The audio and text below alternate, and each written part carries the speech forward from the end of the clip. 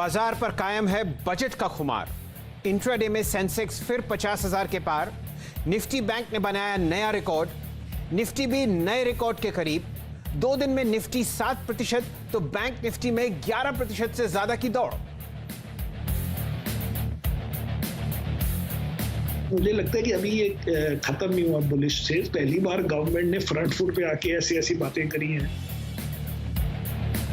Budget के घोषणाओं से दिग्गज हुए गदगद। हिलियस कैपिटल समीर अरोड़ा बोले, बजट में ग्रोथ पर रहा फोकस। बजट बाजार की पार्टी आगे भी रहेगी जारी। TD सिक्योरिटीज की PM मिश्रा ने कहा, अभी और तेजी बाकी है। हम लोग 5% हायर S&P 500 सोच रहे हैं, तो उससे 10-15% ज्यादा होना चाहिए सेंसेक्स।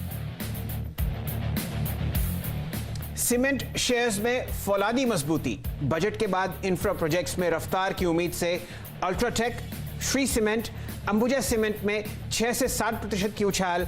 FNO के सभी 6 सीमेंट शेयर्स दौड़े। The reduction in customs and the imposition of the cess, agri infrastructure cess, net is not going to burden the consumer or the importer.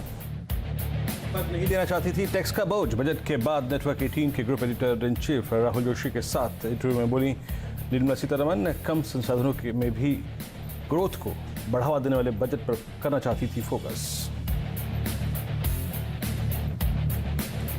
Auto shares में तूफानी तेजी। निफ्टी का auto index 3% से ज्यादा चढ़ा। Tata Motors 11% के उछाल के साथ निफ्टी का बना top gainer. Ashok Leyland, Escorts, TVS में भी शानदार तेजी।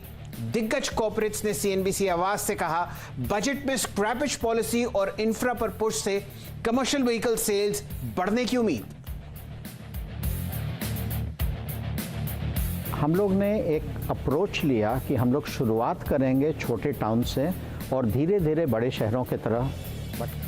और इंडिगो पेंट्स ने निवेशकों को किया मालामाल। लिस्टिंग के पहले दिन ही डबल हुआ शेयर प्राइस, लगा 20% का अपर सर्किट। भाव 3,000 के पार निकला। 121 के PE मल्टीपल पहुंचा शेयर, लेकिन मैनेजमेंट को आगे जोरदार ग्रोथ का भरोसा।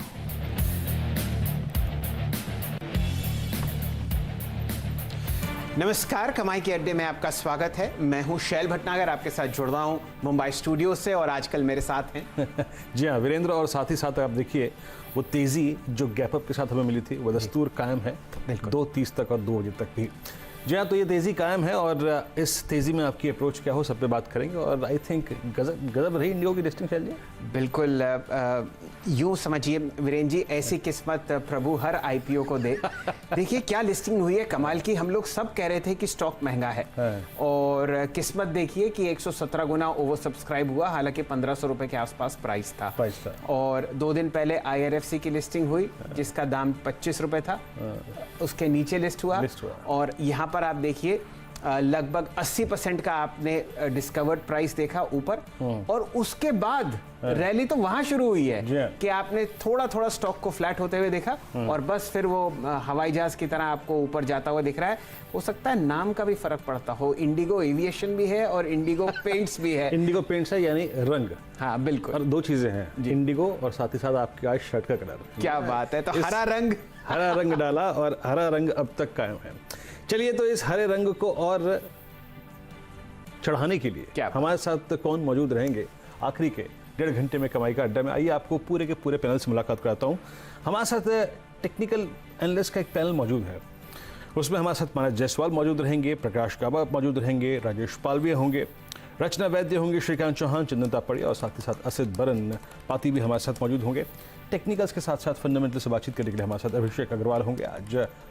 साथ ही साथ 2:10 पे हम बात करेंगे मिस्टर A बालासुब्रमण्यम से, MD & CEO आदित्य बिरला सन लाइफ के। उनका एग्जैक्टली इस बजट पर रुझान क्या है और वो क्या सोचते हैं इस बजट के बाद मार्केट को कैसे अप्रोच करना चाहिए। उसके बाद हम आशीष से बात करेंगे कल के ट्रिगर्स पर, वो महत्वपूर्ण पहलू जो बाजार को प्रभावित करेंगे। सुमित से बात करेंगे अर्निंग्स पर। देखिए 2 महत्वपूर्ण नंबर्स आने, भारतीय एयरटेल और साथ ही साथ जुबिलेंट फूड्स। इन दोनों के नंबर्स क्या कहते हैं उसको समझेंगे। फिर यतीन से बात करेंगे डीलिंग रूम में और साथ ही साथ 3 बजे हमारे साथ जुड़ेंगे भसीन साहब। गजब की रही उनकी लास्ट वीक की कमेंट्री, इस हफ्ते किया उसने कमाल। और उसके बाद शुरुआत करेंगे BTST का क्रम। चलिए चलिए अब ऐसा करते हैं, सबसे पहले तो वीरेंद्र जी आपकी स्ट्रैटेजी ले लेते हैं, क्योंकि बाजार में आपको तेजी बरकरार दिख रही है। निफ्टी बैंक लगभग 1100 पॉइंट ऊपर है, 34,176। यहाँ पे आपने जो दिन का हाई देखा था वो है 34,640। तो मैं उम्मीद करता हूँ कि एक बार रिक्लेम करने की कोशिश करेगा। और अगर आप निफ्टी की तरफ ध्यान डालें, हमारे सामने 350 अंक की तेजी है, 14,630। यूं समझिए कि यहाँ पर आप एक मूवमेंट दे सकते हैं वापस 700, 725, 750 तक। अब आप बताइए आपके आंकड़े क्या कहते हैं? देखिए शैल जी, एक गैप अप था, एक फिजल आउट होने का डर था कल के बड़े मौके, लेकिन वो हुआ नहीं। बिल्कुल।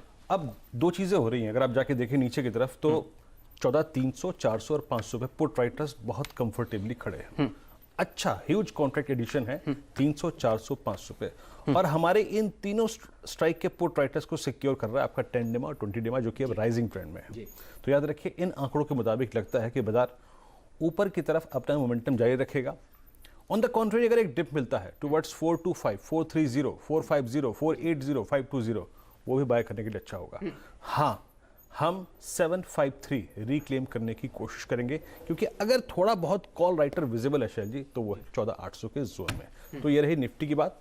Stay long, buy dips towards 425। तो जहां तक आप ये कहना चाह रहे हैं कि अगर आज नहीं भी आया तो आपको एक रिकॉर्ड हाई लेवल लगता हुआ दिखेगा निफ्टी पर इस हफ्ते? जी हाँ, उस बात की बहुत पॉसिबिलिटी है, क्योंकि जो प्रीवियस हाई है वो अंडर द ऑप्शन स्टेट्स है, जो कि एक्सपायरी के पॉइंट ऑफ व्यू से डेवलप हो रहे हैं। अब दो ही कॉल्स में मीनिंगफुल ओआई खड़ा है शैल जी, 14,800 और 15,000 की कॉल पे।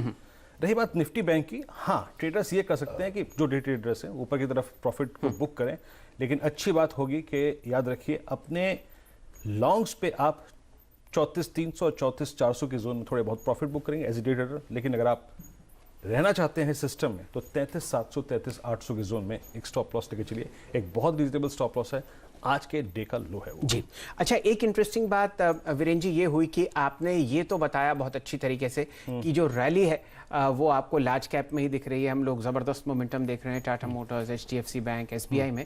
लेकिन छोटे और मंझले जो सेक्टर्स हैं, रियल्टी खासकर, वहां पर आपको बहुत अच्छा उछाल दिख रहा है। तो जहां पर अच्छा मूवमेंट है टेक्निकली, और टेक्निकली से मेरा मतलब था कि आपको एक तो ट्रेड विंड मिल रही है कि भाई सेक्टर बहुत अच्छा चल रहा है, सरकार का अफोर्डेबल हाउसिंग पर बहुत रुझान है। इस तरीके से जो भी आप देख रहे हैं वहां पर बहुत बढ़िया मूवमेंट फ्रंट लाइन और छोटे काउंटर्स में आपको आता हुआ दिख रहा है। हमारे पास ट्रेड करने लायक विंडो बहुत बड़ा है। बिल्कुल, मैं यही कहना चाह रहा हूं कि रैली जो है अब वो आपको अच्छी तरीके से मिड कैप्स और स्मॉल कैप्स की तरफ जाती हुई दिखेगी, बशर्ते कि आप क्वालिटी पर ध्यान दें। तो ऐसा करते हैं, सबसे पहले अपने फंडामेंटल पैनल से मिलते हैं। हमारे पास मानस जायसवाल साहब और प्रकाश गाबा साहब जुड़ चुके हैं। मानस जी, सबसे पहले आपकी राय लेंगे। निफ्टी मेरे सामने लगभग 345 अंक ऊपर है, 14,630। क्या राय आपकी, और ये आपको कहां जाता हुआ दिख रहा है? शैल जी, मेरा समझना ये है कि क्योंकि बैंक निफ्टी पे हमने एक ब्रेकआउट देख लिया है, तो हमें पिछले हाईज को ब्रेक करने का इंतजार नहीं करना चाहिए निफ्टी में। मैं ये अज्यूम करके चलता हूँ, क्योंकि बैंक निफ्टी ने ब्रेकआउट दिया और बैंक निफ्टी के टारगेट 36,000 के आते हैं, तो ऑब्वियसली निफ्टी अपने पिछले हाईज को ब्रेक करेगा। और पैटर्न भी पॉजिटिव है, इसलिए मेरा समझना ये है कि कभी भी कोई गिरावट जो कि अभी इंटरनेट सेशन में मिली, वो एक बहुत ही बढ़िया बाइंग अपॉर्चुनिटी है।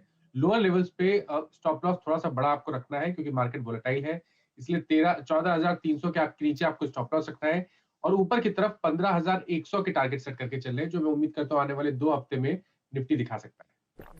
ओके, तो ये है मानस की राय एग्जैक्टली। अगर आप देखें सेटअप को लेकर, मानस आखिरी के 1.5 घंटे में वो स्टॉक जिसको आप चेस करना चाहें, प्लीज बताइएगा स्टॉप लॉस और टारगेट्स आपके। देखिए, वो स्टॉक है अदानी इंटरप्राइजेस का। अदानी इंटरप्राइजेस का ट्रेंड पॉजिटिव है, हायर टॉप्स हायर बॉटम बन रहे हैं, और हर करेक्शन पे लगातार स्टॉक 20 डे मूविंग एवरेज पे सपोर्ट ले रहा है। आज एक फ्रेश ब्रेकआउट अदानी इंटरप्राइजेस में देखने को मिला है, तो यहाँ से कम 30 से 35 रुपए का आपको देखने को मिलेगा। टारगेट 595 के होंगे। खरीदारी करिए करंट लेवल्स पे और स्टॉप लॉस लगाइए 544 रुपए का।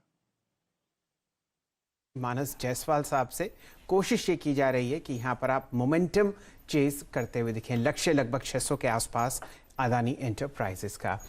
फिलहाल स्क्रीन पर आपको कुछ डेटा आता हुआ दिखेगा। नोसिल की नतीजे हमारे सामने हैं। मुनाफा बढ़कर 22 करोड़ हुआ है, उससे पहले 20 करोड़ था और स्टॉक आपको फिलहाल ट्रेड करता हुआ दिखेगा 148.50 के आसपास। यहाँ पर लगभग 1% का मूवमेंट स्क्रीन पर आता हुआ दिख रहा है।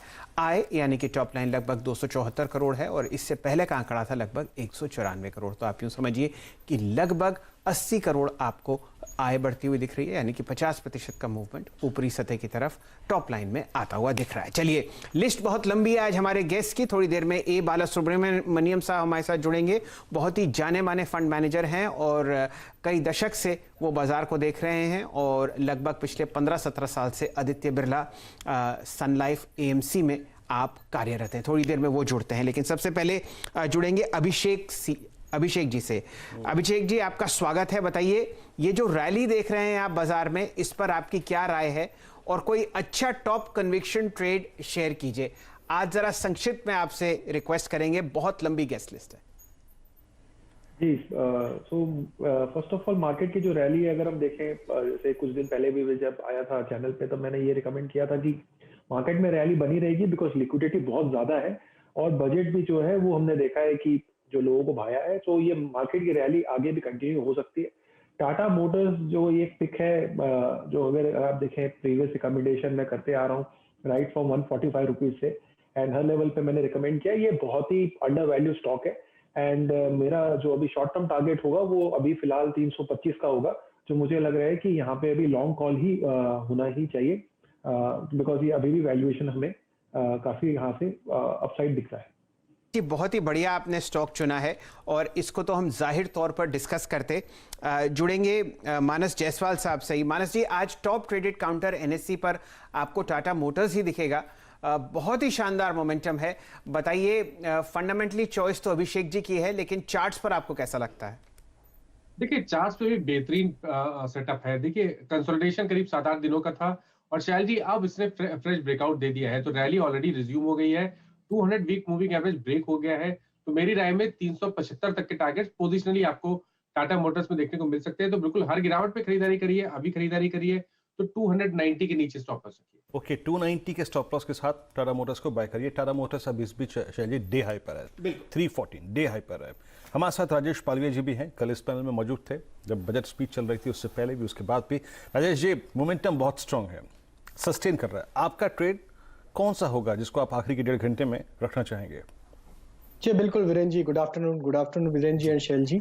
बिल्कुल, देखिए मोमेंटम तो काफी स्ट्रांग है। कल के स्ट्रांग अप मूव के बाद एक वापस फॉलोअप बाइंग देखने को मिल रही, तो मुझे लगता है कि अब जहाँ पे थोड़ा सा सेफ्टी है, जहाँ पे अभी भी मोमेंटम स्टार्ट नहीं हुआ है, वो सेक्टर को थोड़ा सा फोकस करना चाहिए। तो फार्मा एक आईटी, दो सेक्टर मुझे काफी अट्रैक्टिव लग रहे हैं। उसमें से मुझे आईटी में एचसीएल टेक काफी प्रॉमिसिंग लग रहा है करंट लेवल से। जिस तरीके का कल एक रिवर्सल था, आज फॉलोअप बाइंग एक्शन देखने को मिल रही, तो ये स्टॉक में मुझे लगता है कि एक ऑलरेडी 2-3 वीक का करेक्शन ऑलरेडी हो चुका है और अब जिस तरीके से रिवर्सल हुआ है, हमें लगता है यहाँ से इसको बाय करना चाहिए। करंट लेवल से 978, 985 ये दो टारगेट मुझे लगता है ट्रेडिंग पॉइंट ऑफ व्यू से आते हुए दिखना चाहिए। 948 के स्टॉप लॉस से एचसीएल टेक बाय करने की सलाह रहेगी। ये राय आती हुई दिख रही है एचसीएल टेक पर। और सुबह से हमारे साथ भसीन साहब जुड़े हुए थे, उन्होंने भी अपनी फंडामेंटल राय एचसीएल टेक पर दी है। नतीजे बहुत ही शानदार थे, लेकिन किन्हीं कारणवश बाजार लॉन्ग साइड पर आपको एचसीएल टेक को नहीं देख रहा है, लेकिन अब पहली टेक्निकल कॉल इस काउंटर पर आती हुई। चलिए, प्रकाश गाबा साहब से जुड़ेंगे और उसके बाद हमारे मित्र बालासुब्रमण्यम साहब भी जुड़ने वाले हैं। गाबा साहब, आपका टॉप कन्विक्शन ट्रेड बचे हुए 1.5 घंटे के लिए? Havells India, good afternoon to you. Havells मुझे अच्छा लगता है, यहां से एक अप मूव मिल सकता है। टारगेट करीब 1200 के हैं, स्टॉप होगा 1100। Havells India by. Havells India पर आपको राय आती हुई दिख रही है। वीरेंद्र जी, थोड़े समय पहले प्रदीप जी हमारे साथ जुड़े हुए थे और उन्होंने 1180 की कॉल हेवेल्स पर दिलवाई थी। बहुत ही अच्छे वो ऑप्शंस ट्रेड पकड़ते हैं और यहाँ देखते हैं कि वो 1180 की जो कॉल है किस तरीके से काम करती हुई आपको दिखाएगी। मैं आपको बाय प्राइस बताता हूँ, उन्होंने कितने बजे सजेस्ट करी थी। बिल्कुल सही मौका है कि इस पर एक चार्ट चेक लिया जाए। 24 रुपये उन्होंने 1180 की कॉल बताई थी हेवेल्स की, और अब आप देखिए आपके सामने 34 रुपये के आसपास ट्रेड कर रही है। आप मुझसे बेहतर ऑप्शंस देखते हैं, आप ही एक्सप्लेन कीजिए क्या करना चाहिए यहाँ पे। शैल जी, देखिए जिस चीज़ को मद्देनजर रखते हुए प्रदीप जी ने कॉल दी होगी, आई मीन वो तो ऑलमोस्ट हो ही रहा है।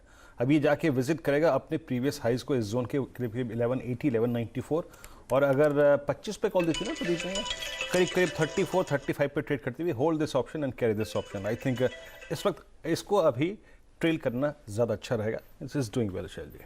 चलिए, तो फिलहाल आपके सामने ये राय आती हुई दिख रही है हैवेल्स के ऑप्शंस कॉल्स पर भी और फ्यूचर्स पर भी आपको गाबा साहब राय देते हुए दिख रहे हैं। समय है कि ज़रा बजट को और अच्छी तरीके से समझें। आज सुबह हमारे साथ प्रशांत जैन साहब जुड़े थे, चीफ इन्वेस्टमेंट ऑफिसर हैं वो HDFC AMC के, और उन्हीं के बराबर दिग्गज आपको ए बाला सुब्रमण्यम साहब जुड़ते हुए दिख रहे हैं। आप आदित्य बिरला सन लाइफ एसेट मैनेजमेंट कंपनी के जाने माने CEO हैं और बहुत ही लंबी अवधि से बाजार को देख रहे हैं। बाला साहब, आपका स्वागत है। बताइए, कौन सी 2 चीजें आपको बजट में पसंद आई जिनके पीछे ये रैली आपको बाजार में कायम दिख रही है? एक तो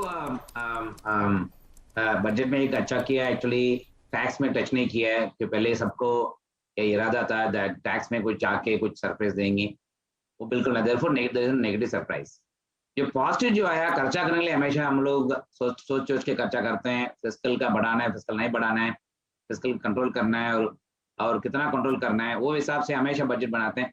इस साल फिस्कल का जो 6.8% जो फिस्कल रखे, जो कैपिटल एक्सपेंडिचर का हमेशा जो एक्सपेंडिचर हमेशा देखते हैं उसमें रेवेन्यू एक्सपेंडिचर और non revenue expenditure, non plan expenditure के हिसाब से देखते हैं।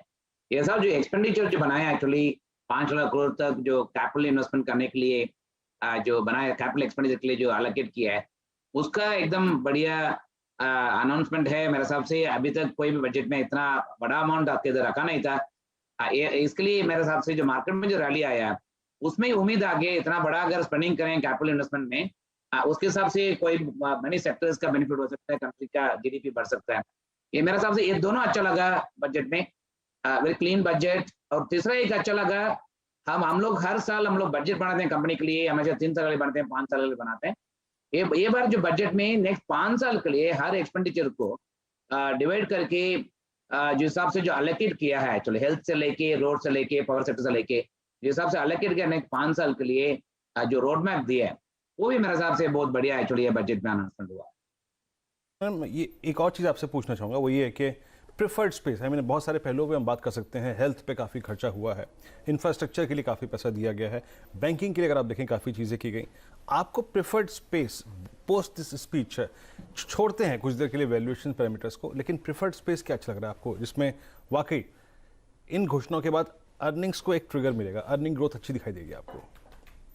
आई थिंक प्रेफर्ड स्पेस आप देखते हैं हमेशा मार्केट में 2 तरीके से चलता है मार्केट। जो ग्लोबल के हिसाब से जो कंपनी चलाते हैं, हाई ग्रोथ आ रहे हैं, डोमेस्टिक में आप कुछ भी होने दे, ग्लोबल का ग्रोथ की वजह से कंपनी का बहुत फायदा होता है। तो हाई ग्रोथ कंपनीज हमेशा जो मार्केट में आइडेंटिफाई करते रहते हैं।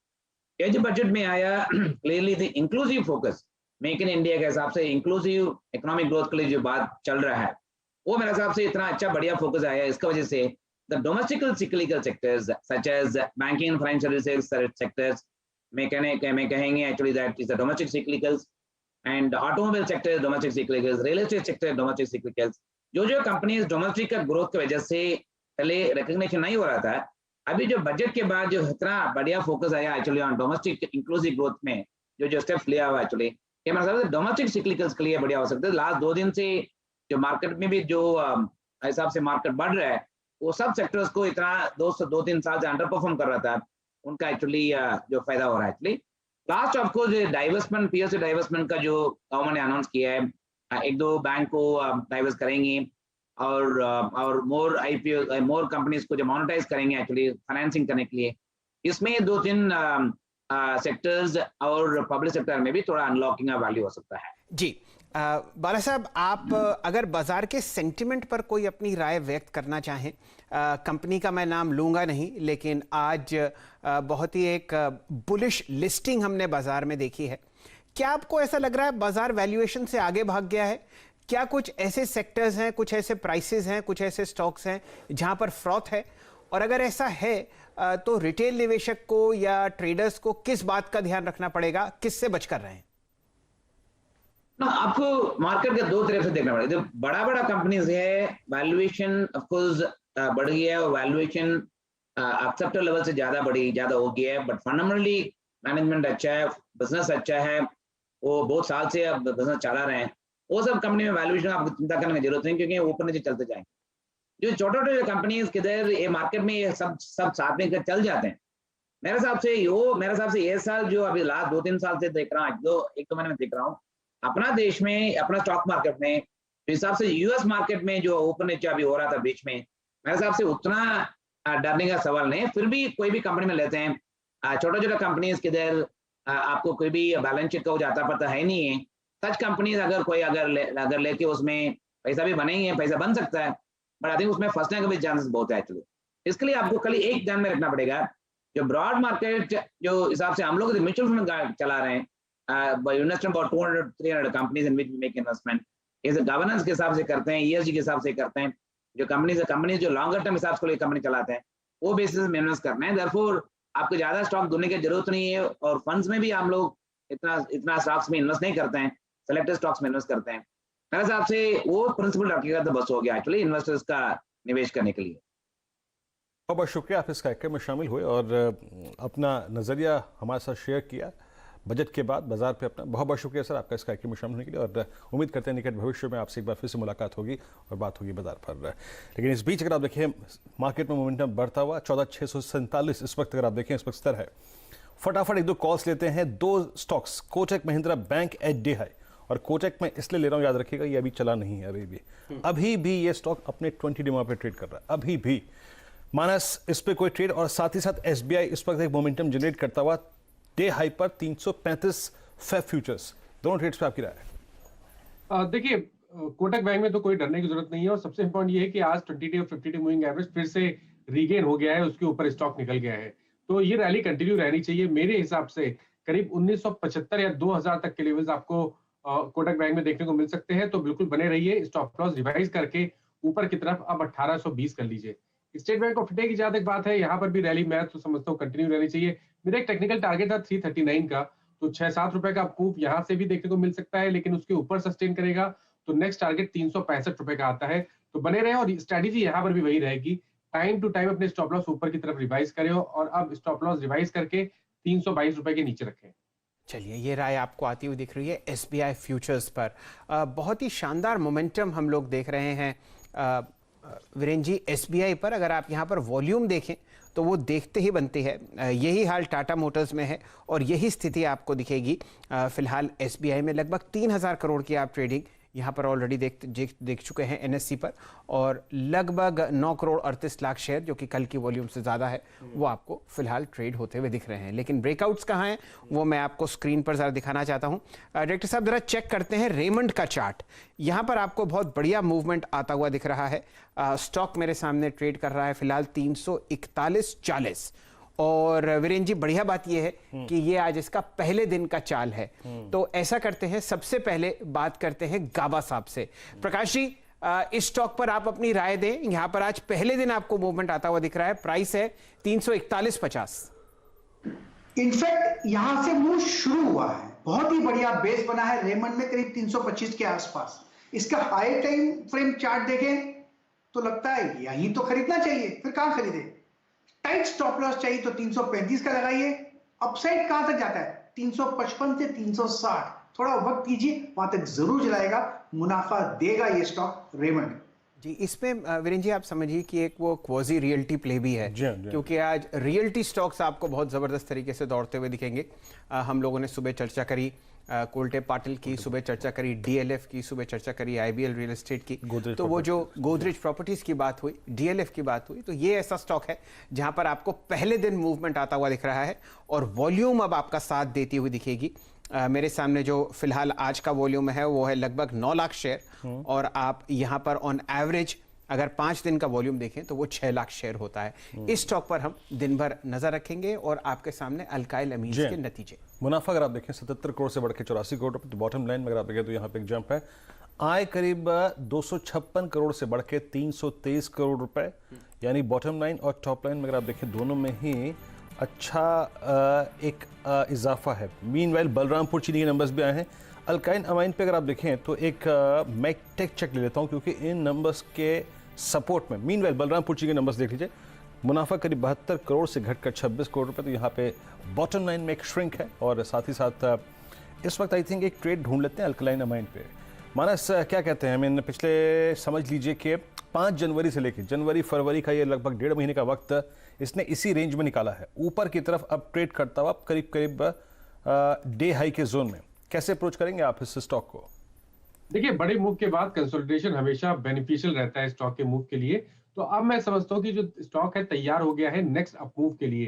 खरीदारी करनी है तो अभी करनी है, 4675 का स्टॉप लॉस रखें और ऊपर की तरफ जो पहला टारगेट आता है वो 5550 का आता है। इस बीच आप एक चीज देखिए, डॉक्टर लाल पैथलैब इन डेरिवेटिव्स पहली बार ये स्टॉक अपने सारे एवरेजेस के ऊपर आके ट्रेड करता है। एक बार इस पर टेक चेक ले लेते हैं शैल जी, क्योंकि एक ब्रेकआउट स्क्रीन पे विजिबल है। प्रकाश सर, कैसे अप्रोच करेंगे आप इस ट्रेड को? इस वक्त के 4-5 जो अच्छे ट्रेड्स थे उसमें हमने सब पे बात करी, कोटक पे, एसबीआई पे, एल्कलाइन अमाइंस पे नंबर से बात करी। इस बीच डॉक्टर लाल पैथलैब भी अपने सारे एवरेज को काट के ऊपर निकलता हुआ 2412। सर, आपकी राय क्या होगी? 2300 का बहुत ही स्ट्रॉन्ग सपोर्ट जोन है। हायर टाइम फ्रेम बेसिस पर डॉक्टर लाल पैथलैब का जो सपोर्ट है 2200 के करीब है। स्ट्रक्चर पॉजिटिव है, ऑल भी डिप्स खरीदी गई है। मुझे लगता है 2500 का एक लॉजिकल टारगेट है, वहां तक जाना चाहिए। 1-2 दिन लग सकता है उसके लिए, लेकिन मुनाफा तो देगा। 23 का होगा, एक स्टॉप लगाइए 2350, एक डीप स्टॉप नहीं चाहिए, 2350 एक रीजनेबल स्टॉप है।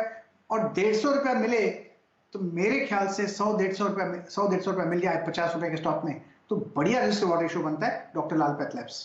चलिए, ये राय आपको आती हुई दिख रही है एक बहुत ही जानी मानी लैब रेंज पर। और फिलहाल एक जो ब्रेकआउट मेरे सामने हो रहा है प्रदीप जी, वो एक हाई बीटा काउंटर है पिरामल एंटरप्राइजेस। देखिए 1501 का प्राइस है और जितने भी इसके छोटे मूविंग एवरेजेस हैं वो सब ध्वस्त हो गए। तो एक तो प्लस पॉइंट ये है। और इसके बाद जुड़ेंगे हम राजेश पालविया साहब से। उन्होंने अक्सर इस पे एक बहुत शानदार लॉन्ग कॉल दिया है। कैसा लगता है पालविया साहब पिरामल एंटरप्राइजेस आपको चार्ट पर? बिल्कुल, तो बिल्कुल शैल जी, काफी स्ट्रॉन्ग मोमेंटम आज स्टॉक में देखने को मिला और जिस तरीके से ये स्टॉक मूव हुआ है, यहाँ से लगता है कि इसमें 1540-1560 तक के टारगेट आते हुए दिखना चाहिए।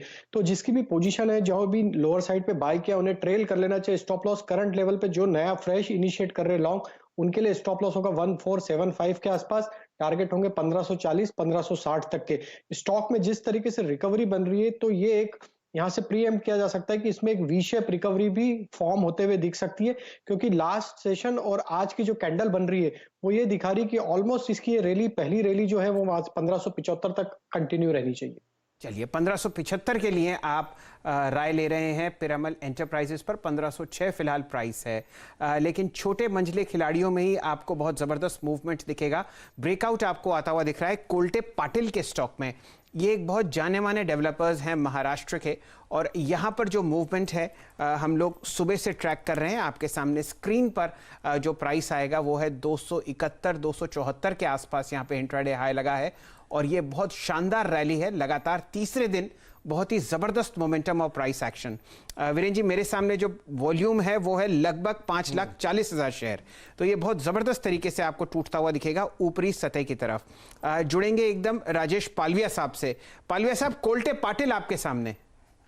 जी बिल्कुल शैल जी, कल भी हमने इस स्टॉक को रिकमेंड किया था और आज भी जिस तरीके से मोमेंटम बना हुआ है, हमें लगता है कि ये स्टॉक इसके प्रीवियस स्विंग हाई की तरफ मूव होता हुआ दिख रहा है। 278 इसका एक इमीडिएट हर्डल है जहां तक ये स्टॉक का रैली कंटिन्यू रहेगा।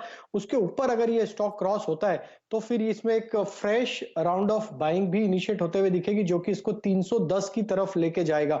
स्टॉक में डेली चार्ट पे सेटअप देखें तो एक डाउन स्लोपिंग चैनल में ये ट्रेड कर रहा था और कल के सेशन में इसमें ब्रेकआउट हुआ था, वहां हमने इसको बाय इनिशिएट किया था। अभी इसके इमीडिएट जो टारगेट मुझे लगता है वो 278, उसके बाद 310 तक के टारगेट आते हुए दिखना चाहिए। स्टॉप लॉस यहां से सजेस्ट करेंगे 267 के आसपास। बिल्कुल आप सही फरमा रहे हैं पालविया साहब। 275 का प्राइस तो मेरे सामने स्क्रीन पर आ ही गया है और आज अगर इसका सर्किट आपको लगता हुआ दिखा तो वो है 306.45। अब आप देखिए यहाँ पर वॉल्यूम कितनी अच्छी तरीके से आपको बढ़ता हुआ दिख रहा है वीरेंद्र जी। आप कोई अगर अपनी टिप्पणी करें, क्योंकि आप भी चार्ट्स बहुत बेहतरीन तरीके से देखते हैं। स्विंग हाई यहाँ पर है लगभग जो पिछले 3 हफ्ते पहले आया था 285, लेकिन ऑलरेडी 275 आपके पास है और वॉल्यूम और प्राइस एक्शन बहुत ही जानदार और जबरदस्त फिलहाल स्क्रीन पर। जी चलिए, CY18 ji, I think CY18 के 3 क्वार्टर्स लगा लीजिए आप, लेटर क्वार्टर्स में 19 और 20 और इनफैक्ट अब 21 सबके हाईएस्ट क्लस्टर को ये पार करने की कोशिश कर रहा है, यानी एक कंजेशन जोन में है लेकिन इसको स्ट्रॉन्ग वॉल्यूम्स के साथ पार करता हुआ। और साथ ही साथ आप देखिए इसको एक खबर भी आती हुई दिख रही है कि इन्होंने डायरेक्टर साहब जरा वो आप स्क्रीन पर दोबारा खबर लाएंगे जो कोल्टे पाटिल के बारे में थोड़ी देर पहले स्क्रीन पर चल रही थी। जी हाँ, पुणे में नए प्रोजेक्ट्स साइन करने के लिए करार किया है। 3 नए प्रोजेक्ट्स आपको लॉन्च करता हुआ दिखेगा कोल्टे पाटिल की कंपनी। और आपके सामने एस्कॉर्ट्स के नतीजे आते हुए जो अनुमान था बिल्कुल उसी के अनुसार 280 करोड़ रुपए आप एस्कॉर्ट्स को मुनाफा तीसरी तिमाही में रजिस्टर करते हुए देख रहे हैं। जी, नेट प्रॉफिट की फिगर अगर आप देखें 280 CR की almost in parallel to I think जो एक्सपेक्टेशन थी उसके मुताबिक। याद रखिएगा कल इनके जो ट्रैक्टर सेल्स के बिक्री के आंकड़े आए थे जिसमें 46% YOY बेसिस पे इजाफा था। 1351 पे ट्रेड करता हुआ आई थिंक कुछ देर में मार्जिन्स की और साथ ही साथ अगर आप देखें टॉप लाइन की फिगर आएगी उसके बाद मैं फोकस करूंगा ऐसे स्टॉक पे। लेकिन एक बार इसका टेक चेक लेते हैं। एस्कॉर्ट्स 1347 पे ट्रेड करता हुआ ऑलमोस्ट डे हाई के क्लस्टर में। यस, आज की बहुत स्ट्रॉन्ग कैंडल है कल के बहुत स्ट्रॉन्ग पुलबैक के बाद। और रेवेन्यू आ गया आपके लिए 2017 का रेवेन्यू है एस्कॉर्ट्स का और पोल था लगभग 2070, तो हल्का सा आपको रेवेन्यू पे मिस दिखेगा। लेकिन मुझे लगता नहीं कि बाजार आजकल फंडामेंटल्स और फाइनेंशियल्स देख रहा है, ये लिक्विडिटी ड्रिवन मोमेंटम रैली है आपके साथ में। इस पे एक टेक चेक लेते हैं शैल जी। कैसे अप्रोच करेंगे इसको? मीनवाइल जरा एक जो हमने ट्रेड लिया था ना डॉक्टर साहब वो भी स्क्रीन पे रखिएगा, डॉक्टर लाल पैथल वहां से 35-36 रुपए का स्विंग आ चुका है इसमें। ये भी एस्कॉर्ट्स इसकी लास्ट फिगर रिपोर्टेड जो मंथली सेल्स की थी वो बहुत अच्छी थी। ये जोन से निकलने की कोशिश करता हुआ, आपकी राय क्या होगी पालवी साहब? ऊपर की तरफ कहां तक का मूव देगा या फिर अगर मैं लॉन्ग हूं तो कौन सा स्टॉप लॉस लगा लूं इन नंबर्स के बाद? नहीं देखिए वीरेन जी, बिल्कुल लॉन्ग है तो होल्ड रखना चाहिए क्योंकि स्टॉक में जिस तरीके से रिवर्सल और ब्रेकआउट हुआ है डेली चार्ट पे, ये करीब हुआ है 1320 के आसपास। तो अभी तो देखिए स्टॉप लॉस रिजल्ट के फिगर आए तो 1320 एक इमीडिएट लेवल है। अगर ये इस लेवल को नहीं तोड़ता है नीचे की तरफ तो ये जो मोमेंटम बना है कल के सेशन में और आज के सेशन में ये और अपसाइड में बढ़ता हुआ दिखेगा। इमीडिएट जो टारगेट आना चाहिए वो आना चाहिए इसका करीब 1395, मतलब ऑलमोस्ट 1400 के आसपास इसका टारगेट आएगा। तो मुझे लगता है कि फर्स्ट टारगेट तो यहाँ से 1400 के लिए इसको तेजी आते हुए दिखना चाहिए। 1320 का स्टॉप लॉस ट्रेल कर ले जिनकी भी पोजीशन है। अगर ये 1400 के लेवल को हायर साइड पे तोड़ता है तो फिर मुझे लगता है कि स्टॉक में प्रीवियस जो इसके ऑल टाइम हाई लेवल थे करीब 1440 के आसपास के वो लेवल भी ये क्रॉस करता हुआ दिखेगा। स्टॉक ओवरऑल सेटअप पॉजिटिव है। अब इवन डिप भी आती तो इसको ऐड करना चाहिए। मेरे हिसाब से 1320 का स्टॉप लॉस अभी यहाँ पे ट्रेल कर लेना चाहिए। चलिए, आपके सामने काफ़ी और नंबर आपको एस्कॉर्ट्स के आते हुए दिख रहे हैं। ये कह रहे हैं कि एग्रीकल्चरल डिमांड जो आपने ट्रैक्टर्स की देखी है वो बहुत ज़बरदस्त तरीके से फिलहाल आपको बढ़ती हुई दिखेगी। बहुत ज़बरदस्त बीट एबिटा मार्जिन में है एस्कॉर्ट्स के। यहाँ पर आपने लगभग 18.2 की एबिटा मार्जिन देखी है और इससे पहले तिमाही में 1 साल पहले आपने यहाँ पर लगभग 12% का नंबर देखा था। तो आप सोचिए कि लगभग 600 बेसिस पॉइंट्स इंप्रूवमेंट आपको मार्जिन में आता हुआ दिख रहा है और वो स्टॉक प्राइस में बहुत अच्छी तरीके से झलकता हुआ। 364 करोड़ के यहाँ पर आपको एबिटा दिखेगी और फिलहाल आपके सामने ये स्टॉक आपको 5% ऊपर ट्रेड करता हुआ दिख रहा है। चलिए, और बाजार में कहाँ तेजी दिख रही है? आप पावर सेक्टर की बात कर रहे थे वीरेन जी, JSW एनर्जी और Tata power. Tata power in fact इस पर एक चेक ले भी लेते हैं। क्या पता अगर आप देखें इसमें जरा प्लीज डायरेक्टर साहब जैम, पहली चीज़ देखिए ये है कि ये स्टॉक अपने आज 20 डिमा के ऊपर सिट करके यानी कि बैठ के कुछ टाइम स्पेंड करके निकल रहा है।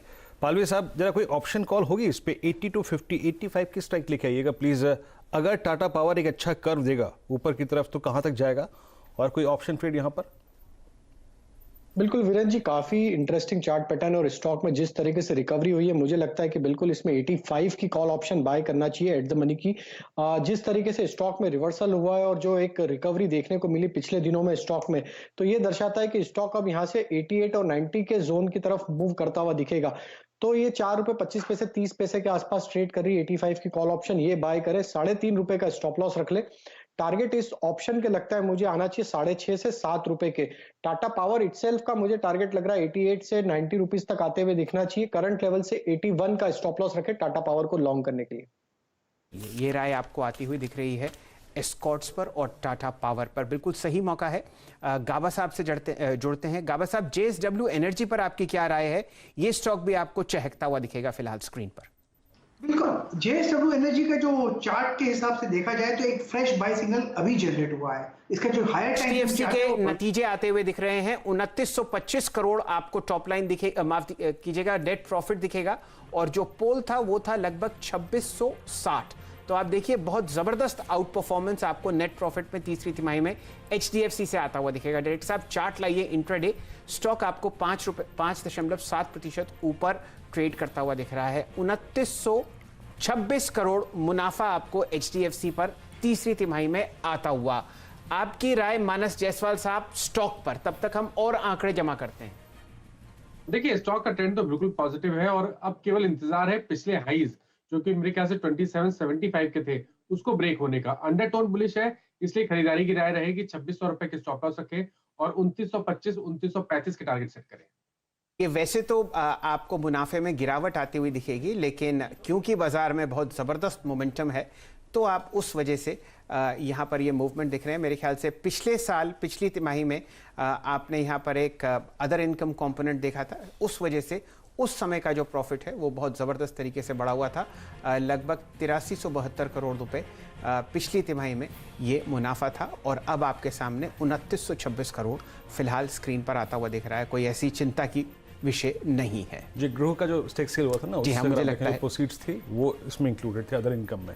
अगर आप वैसे फिगर को देखें तो फिगर सेटिस्फैक्टरी। जी हाँ, बिल्कुल आउट परफॉर्मेंस है, क्योंकि जो अनुमानित नतीजे थे वो आपको दिख रहे हैं लगभग 2600 करोड़ के आसपास, और जो नतीजा आया है तीसरी तिमाही का वो है लगभग 2926 करोड़। तो ये मुनाफा जो घटा है ये लाइक फॉर लाइक कंपैरिजन नहीं है। NIMs की फिगर एग्जैक्टली अगर आप देखें बहुत इंटरेस्टिंग होगी शायद कि NIMs कैसे अगर आप देखें इन्होंने पोस्ट किए, क्योंकि इस वक्त जो हाउसिंग फाइनेंस टैरिफ रेट्स चल रहे हैं अप्रॉक्सीमेटली 6.9 से 7.25 और 7.5 की रेंज में। NIMs देखेंगे एग्जैक्टली। चलिए NIMs का इंतजार है, लेकिन फिलहाल स्क्रीन पर बहुत बढ़िया आपको मूवमेंट आता हुआ दिख रहा है।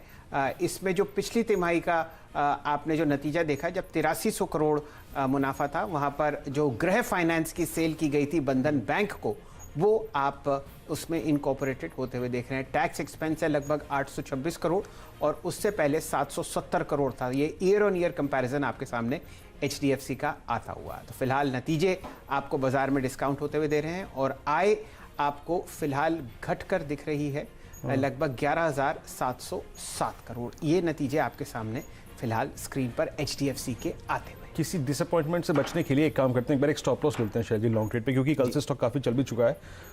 राजेश पालवी जी, अगर स्विंग ट्रेड के प्रोस्पेक्टिव से एक एसएल लगाना हो तो क्या होना चाहिए, और आपकी राय कौन सा जोन एसएल के लिए बहुत अच्छा जोन है, पोजिशनली भी और डे ट्रेड के प्रोस्पेक्टिव से भी?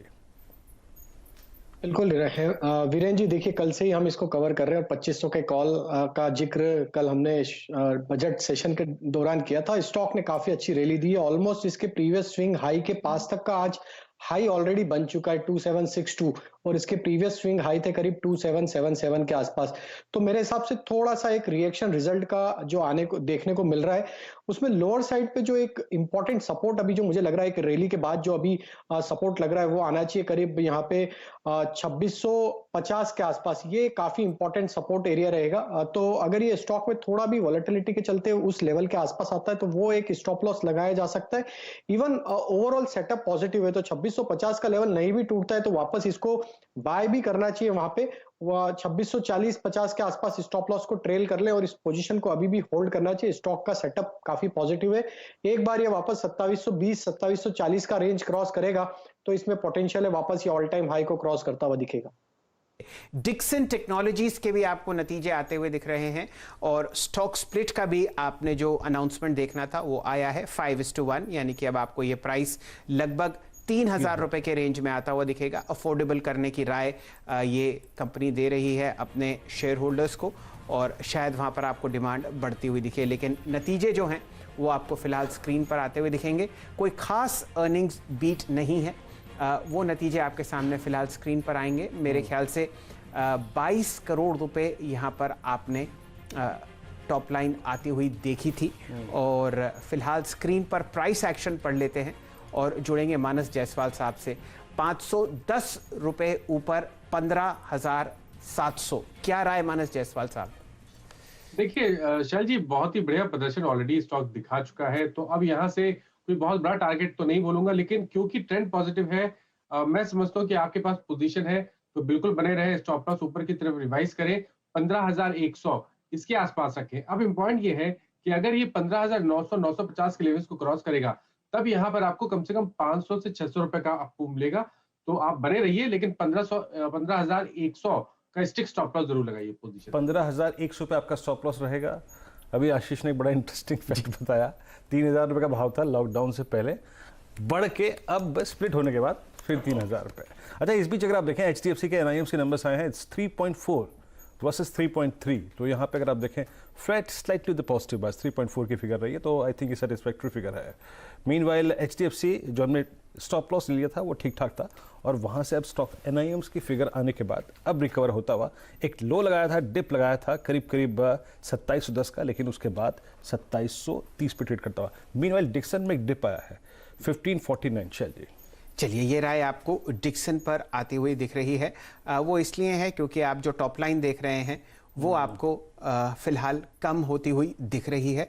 मेरे ख्याल से 2300 करोड़ रुपए की जो टॉप लाइन थी वो 990 करोड़ है। जी, चलिए अब आगे बढ़ते हैं। इस बीच करीब थोड़ा डिप लेके 15,500 की तरफ आता हुआ। मीनवाइल निफ्टी को देखिए पुल बैक देकर करीब 14,677 की ट्रेजेक्टरी में फिर आता हुआ, और कुछ ट्रेड्स को देखिए जो कि अच्छा कर रहे हैं। इसमें एक बार अब डिक्सन पे डिप आ रहा है 15,462 के जोन में है। खैर, अब टाटा मोटर्स पे एक टेक चेक और लेते हैं, क्योंकि टाटा मोटर्स डे हाई पर आ रहा है, और साथ ही साथ ऑटो एंसिलरी और टायर स्पेस में काफी स्ट्रॉन्ग मूव है। एक बार मानस जरा अपोलो टायर्स पे अपना टेक दीजिएगा। टाटा मोटर्स का वो ट्रेड ऑलमोस्ट डे हाई पर आ गया 316।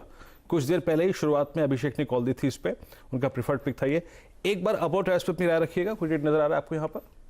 देखिए, ट्रेड तो बिल्कुल नजर आ रहा है। मैं समझता हूँ कि करेक्शन ऑलमोस्ट कंप्लीट हो गया है। 200 रुपए के आसपास बॉटम बना था, और अब स्टॉक तैयार है पिछले हाइस को टेस्ट करने के लिए। तो 245 के टारगेट सेट करें।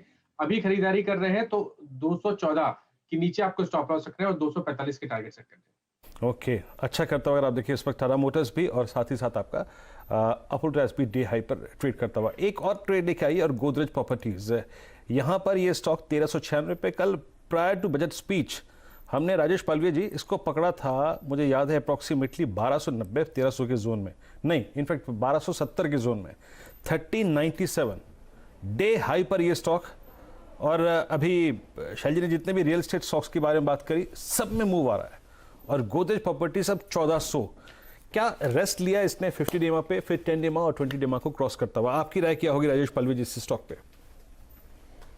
बिल्कुल, ये हाई बीटा स्टॉक है, और अगर इसमें मूव आते हैं तो काफी बड़े मूव इसमें बनते हुए दिखते हैं। और स्टॉक में जिस तरीके से रिवर्सल कल देखने को मिला है, ऑलमोस्ट 3 वीक की एक करेक्टिव एक्शन के बाद स्टॉक ने जो रिवर्सल दिया है, ये दर्शा रहा है कि स्टॉक में 1445 और 1460 ये दो टारगेट आते हुए दिखना चाहिए, क्योंकि जो ये रिवर्सल हुआ है ये काफी स्ट्रांग है। स्टॉक में अब यहाँ से स्टॉप लॉस लगाना चाहिए करीब 1370 के आसपास। 1445 1460 टारगेट के लिए गोदरेज प्रॉपर्टी बिल्कुल बाय करना चाहिए। बिल्कुल, बहुत ज़बरदस्त मोमेंटम आपको दिख रहा है पूरे सेक्टर में। डायरेक्टर साहब, ज़रा रियल एस्टेट का आप इंडेक्स जो है वो दिखाइए, क्योंकि जो मूवमेंट आ रहा है वो आपको चौतरफा दिख रहा है। अभी आपके सामने स्क्रीन्स पर गोदरेज प्रॉपर्टीज चल रहा है 14,000 के पास। सुबह से DLF में बहुत शानदार तेज़ी है। वीरेंद्र जी, आप ब्रिगेड एंटरप्राइजेज देखिए, आप शोभा डेवलपर्स देखिए, कोल्टे पाटिल देखिए, ये पूरा सेक्टोरल मूव आपके सामने आज आता हुआ, और बहुत ही ज़बरदस्त मोमेंटम और प्राइस के साथ आपको ये सारे स्टॉक्स हरे निशान में ट्रेड करते हुए दिख रहे हैं। वीरेंद्र जी, तो रियल स्टेट में अगर आप देखें काफ़ी स्ट्रॉन्ग मूव आ रहा है। मीनवेल गोदरेज प्रॉपर्टीज पर हमने ट्रेड लिया, वो अच्छा करता हुआ। इन्फो एच पे शैलजी कुछ देर पहले आपने मेरे ख्याल से बात की थी, डे हाई की ट्रेजेक्टरी में आके स्टॉक, अब याद रखिएगा द लास्ट ड्यू एवरेज वो है इन्फो एच पे 20 डेमा, ये उसको ऑलमोस्ट किस करता हुआ। इस वक्त अगर आप देखें मोमेंटम 2-3 स्टॉक्स में ही है, और जो टाटा पावर हमने लिया था अब वो डे हाई पर आके ट्रेड करता हुआ 8350। एक बार टेक चेक इसी पे लेते हैं, इस स्टॉक पे, और अभी डे हाई पे इन्फो एच पे क्या करेंगे आप पालवे साहब?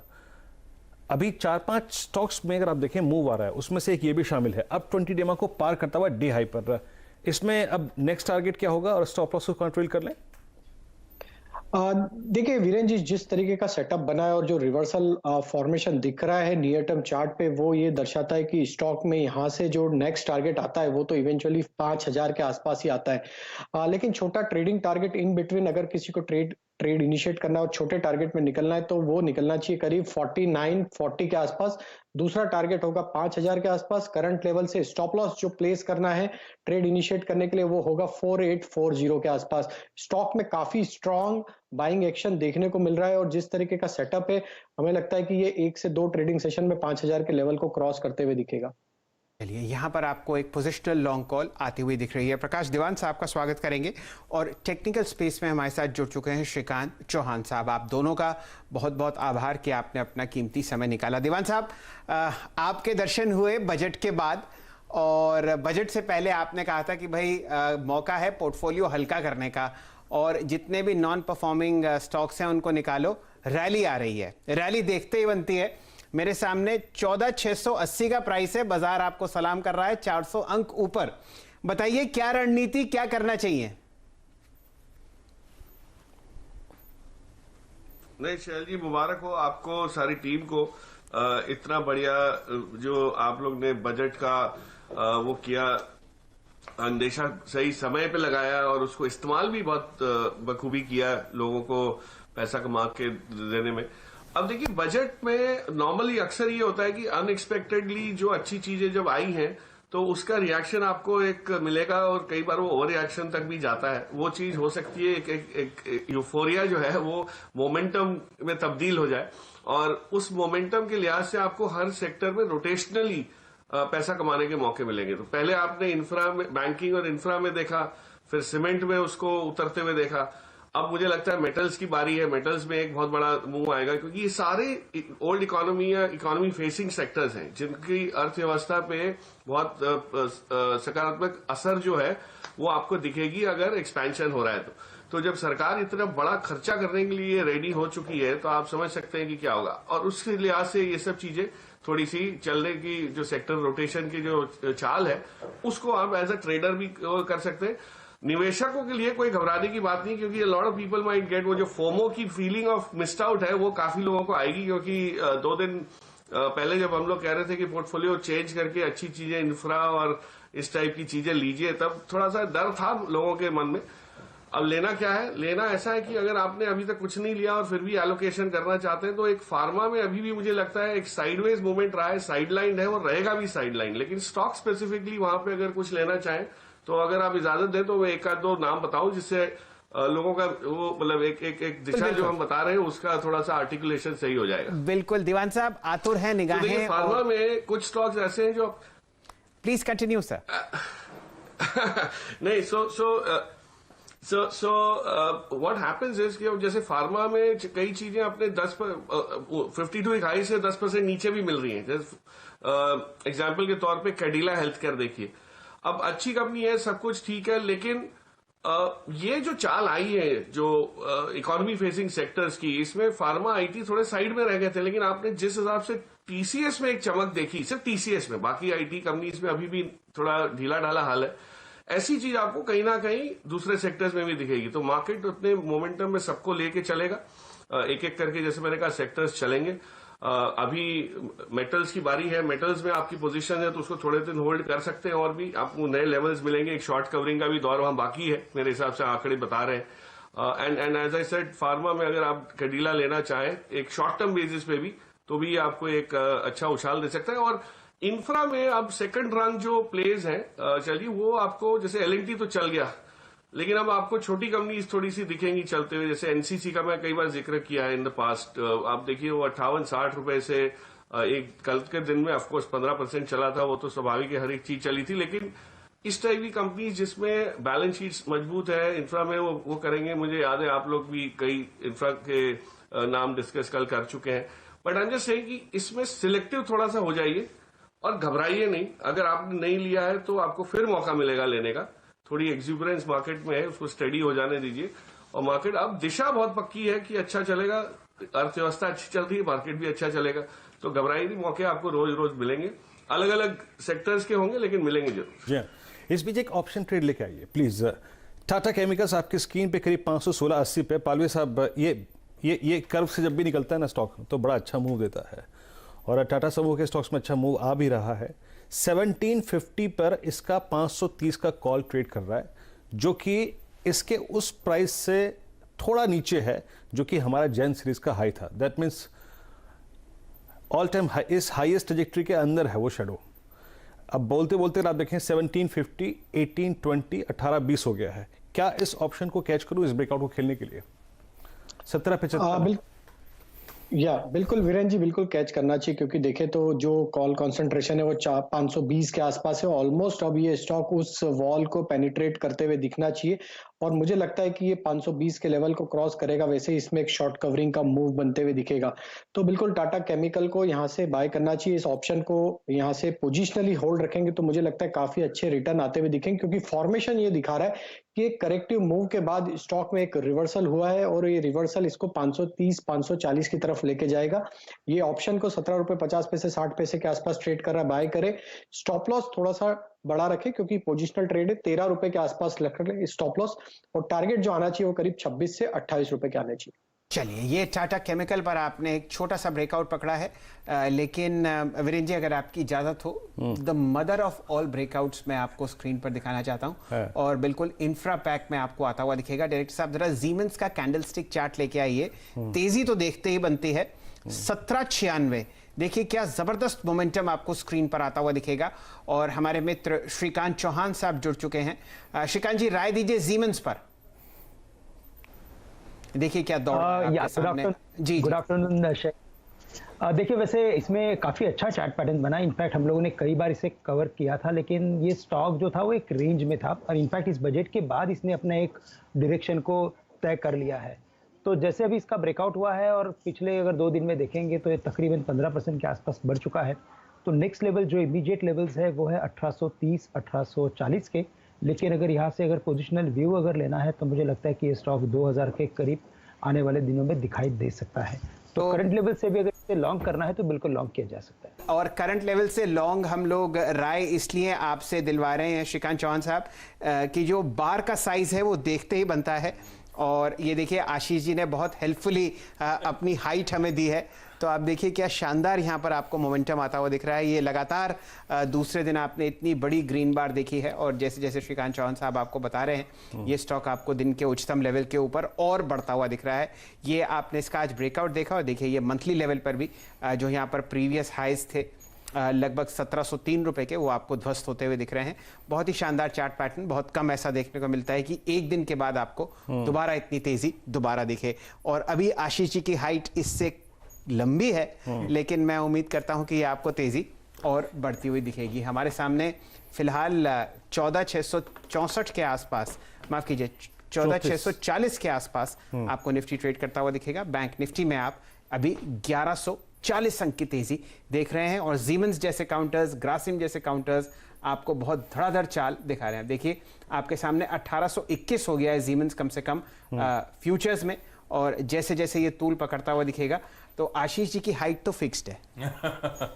आपके सामने अब प्राइस आता हुआ दिख रहा है 1810। बहुत ही शानदार मूवमेंट और बहुत ही बढ़िया ब्रेकआउट। वीरेन जी, आपको चार्ट पर राय देना चाहें तो? सीमेंस पे अब शैल जी, अब अनचार्टेड टेरिटरी में, तो हमारी राय से भी ऊपर निकल गया। अब ये पूरा सेक्टर ही है। एल&टी को देखिए, सीमेंस को देखिए, कमिंस को देखिए, सब ने अगर आप देखें गिले शिकवे मिटा दिए पिछले 3-4 साल के। बिल्कुल सही फरमा रहे हैं। मेरे ख्याल से बहुत सारे पोर्टफोलियोज में आज आपको लगता है कि सफाई होती हुई दिख रही थी, जो प्रकाश दीवान साहब कह रहे थे। जी, चलिए अब आशीष से बात करते हैं। और ये ब्रेकआउट चलते रहेंगे, और एक के बाद एक ब्रेकआउट आते रहेंगे, लेकिन कल के वो फैक्टर्स जो कि बाजार पे इंपैक्ट डालेंगे, कल के ट्रिगर्स आशीष समझते हैं। आशीष बताइए। इंपॉर्टेंट दिन कल वेडनेसडे, तो हफ्ते का मिड पॉइंट और वीकली एक्सपायरी से एक दिन पहले का सेशन है, तो पेनल्टीमेट सेशन।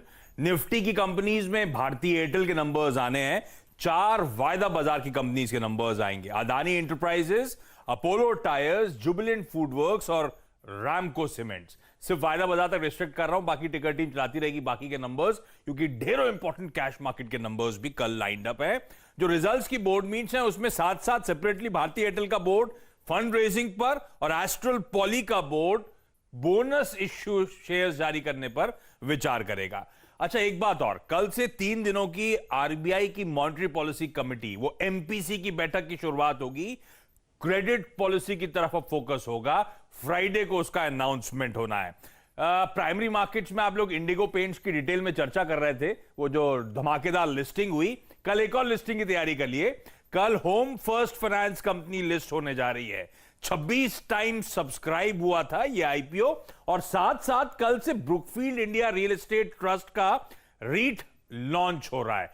3,800 करोड़ रुपए आईपीओ के जरिए जुटाने की योजना, 274 से 275 रुपीज का प्राइस बैंड, और रीट है तो एक लॉट होगा 200 यूनिट्स का, यानी कि आपको कम से कम 55,000 रुपए का इन्वेस्टमेंट करना होगा। और हां, कल से बेंगलुरु एयर शो की शुरुआत हो रही है। पैंडेमिक के बाद पहला ग्लोबल इस तरह का इवेंट है जो कल बेंगलुरु में शुरू हो रहा है। राफेल उड़ेगा वहां पे? उड़ना चाहिए, है ना? और एचएएल की बहुत सारी चीजें डिस्प्ले पे होंगी, मैं पढ़ रहा था। और जी। यूएस का कोई बहुत जाना माना एयरफोर्स का बैंड है, वो भी परफॉर्म करेगा कल। अच्छा, तो बैंड बाजा बारात, बैंड बाजा बारात, ये देखिए, मेरे ख्याल से ये हॉक ट्रेनर्स हैं हमारे देश के। और आपके सामने ये एडवांस्ड लाइट हेलीकॉप्टर उड़ता हुआ दिखेगा। ये हिंदुस्तान एरोनॉटिक्स ही बनाता है, और इनको शायद चेतक के नाम से जाना जाता है। ध्रुव। तो ये एक और इंटरेस्टिंग बात है शैल जी, आशीष, एचएल जो लास्ट 2 सुखोई जो under licensing agreement from Russia था, उसके उस 272 वो मेरे ख्याल से एयरक्राफ्ट से लास्ट 2 सुखोई अब बना के निकाल देगा बाहर। तो मैं आपको एक बहुत इंटरेस्टिंग बात बताता हूँ वीरेंद्र जी, आपने मेरे ख्याल से यादों का जो झंकार है वो मेरे दिमाग में शुरू कर दी। 1996 में पहली बार सुखोई विमान आया, भारतवर्ष ने करार किया था रशिया के साथ। जी, मुलायम सिंह साहब डिफेंस मिनिस्टर थे, हमारे कॉलेज भी वो आए, और बहुत ही शानदार प्रोडक्ट था उस वक्त का। और समझ लीजिए 1996 हो गया तो 4 और 21 25 साल से वो इंडियन एयरफोर्स की बैकबोन है। और अभी भी उम्मीद की जा रही है कि 272 से आपको ऊपर नंबर आता हुआ दिखेगा। मेरे ख्याल से 450 एयरक्राफ्ट ऐसे हैं भारत में जो आपको फाइटर श्रेणी में दिखते हैं, और आधी फ्लीट आपकी सुखोई की है। तो बहुत ही हैवी एयरक्राफ्ट है, डिफेंस के लिए, ऑफेंस के लिए आपको ये एयरक्राफ्ट माना जाता है। और अब आप देखते हैं आपके सामने राफेल आ ही गए, उनका भी देखिए 36 तो हैं 2 स्क्वाड्रन में, बढ़ते हैं और तो अच्छा ही है। लेकिन आशीष जी, तेजी तो जीमेंस के स्टॉक में है। देखिए अब 1830 हो गया। अगर आपकी इजाजत हो तो आपकी हाइट मेजर करवाऊं दोबारा। बिल्कुल। ये देखिए क्या शानदार रैली आपको आती हुई दिख रही है। स्पॉट में आपके सामने जो प्राइस है वो है फिलहाल 1830, और फ्यूचर्स में प्राइस है 1840। ये आपके सामने स्क्रीन पर और आता हुआ दिखेगा। डायरेक्टर साहब मेरी स्क्रीन कनेक्ट करेंगे, और ये देखिए क्या शानदार अब आपको रैली आती हुई दिख रही है। पहुंच रहा है जी, 1790 के आसपास हमने स्टॉक को पकड़ा था, और ये फ्यूचर्स का प्राइस है आपके सामने 1834 फिलहाल स्क्रीन पर चलता हुआ। बहुत ही ज़बरदस्त कंपनी है, और इंफ्रा स्पेस में, रेलवे स्पेस में आपको पिछले 4 दशक से ये कंपनी काम करती हुई दिख रही है भारत में, जर्मन एमएनसी। और ये देखिए आशीष जी, आपकी हाइट थोड़ी थोड़ी अब इसके आसपास आती हो। चलिए वीरेंद्र जी बताइए आपने क्या पकड़ा? आईजीएल, चलिए आईजीएल मोमेंटम में, स्ट्रॉन्ग मोमेंटम में, और इस वक्त डे हाई पे आके ट्रेड करता हुआ। और अच्छी बात यह है कि ये भी अपनी जनवरी सीरीज के हाई से शेड हुआ था, और 10 डे में 20 डे में पे रेस्ट लेके ऊपर निकला। एक बार प्रकाश सर जरा आईजीएल पे अपनी टिप्पणी करिएगा। आपने आज वो जो डॉक्टर लाल पैथला पे टिप्पणी की, तो उसके बाद काफ़ी स्ट्रॉन्ग मूव आया, और अब मेरी निगाहें आईजीएल पे है, स्ट्रॉन्ग ओएरिशन। और अब कैसे अप्रोच करें इस ट्रेड को, और कैरी करना होगा कल के लिए, तो उस पर आपका आउटलुक क्या है? इसका टारगेट 575 580 का है कल तक, और स्टॉप कितना होगा 550। कल आपने पासिंग में शायद सीमेंस भी कहा था, मुझे ध्यान है, और आज हमने सुबह की बात की थी। और सीमेंस में जैसे तेजी है वैसे इसमें तेजी मिलेगी आपको इंदिरा गैस में। Yes, good stock.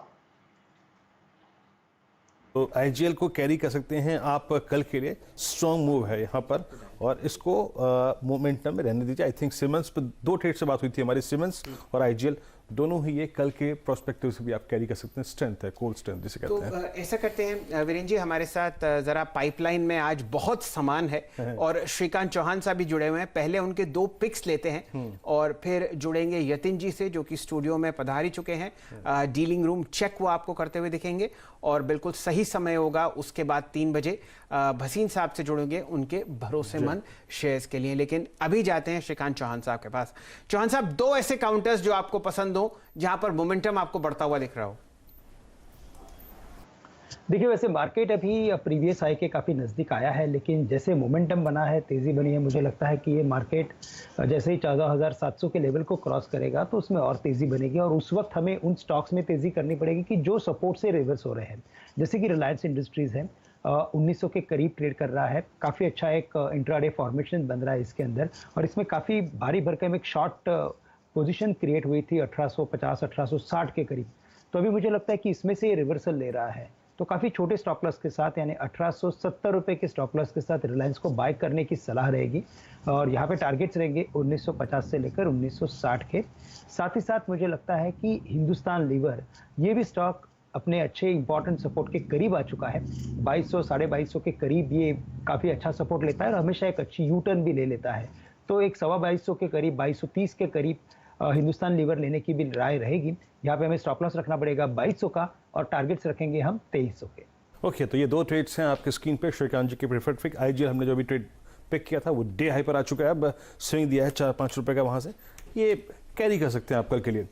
रचना वैद्य अभी हमारे साथ जुड़ चुकी हैं बात करने के लिए इस वक्त। रचना, गुड आफ्टरनून। आपका ट्रेड इस वक्त जो कि आप लेना चाहें या फिर कल के लिए कैरी भी करना चाहें वो क्या होगा रचना? माइंड में फिलहाल एक टाटा स्टील में है which is on the long side and दूसरा जो है वो टीसीएस में है which is on the short side.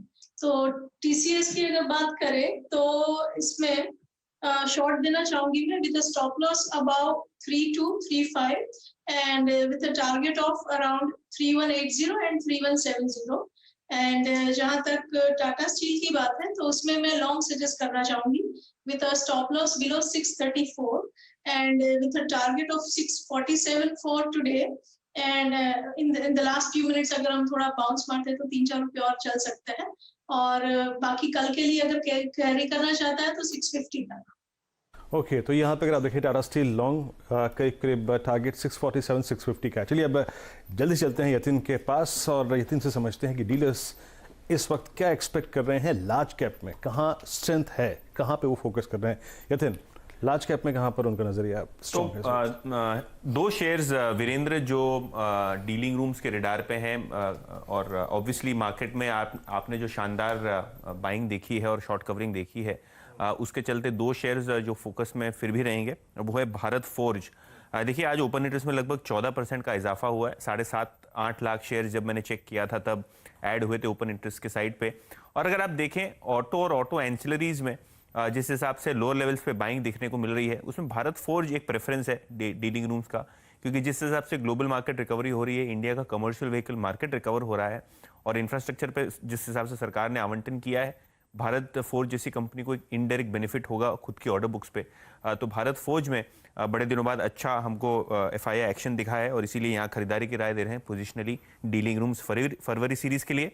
और डॉक्टर रेड्डीज पे नजरें होनी चाहिए। रिजल्ट्स के बाद लगभग इसमें 7-8% का करेक्शन आया है। आज फाइनली थोड़ी बहुत शॉर्ट कवरिंग हमको देखने को मिल रही है।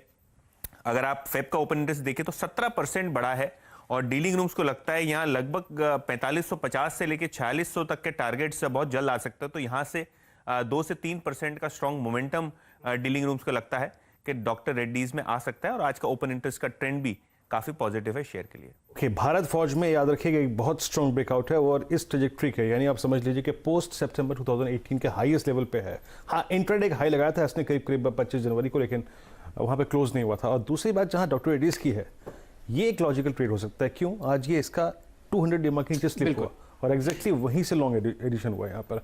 मानस, आई थिंक अगर एक डिफाइंड स्टॉप लॉस के साथ अगर ट्रेल करें या फिर बाय करें तो एक मीनिंगफुल ट्रेड हो सकता है। आप देखिए कैंडल छोटी है, 200 डीमा के नीचे बनी है, लेकिन वॉल्यूम्स बहुत स्ट्रॉन्ग है। आपकी राय? देखिए वीरेंद्र जी, मैं थोड़ा इंतजार करना प्रेफर करूंगा। जब 200 डे मूविंग एवरेज ब्रेक होंगे, उसके ऊपर की क्लोजिंग आएगी, तभी कोई एग्रेसिव होकर लॉन्ग पोजीशन बनाना है।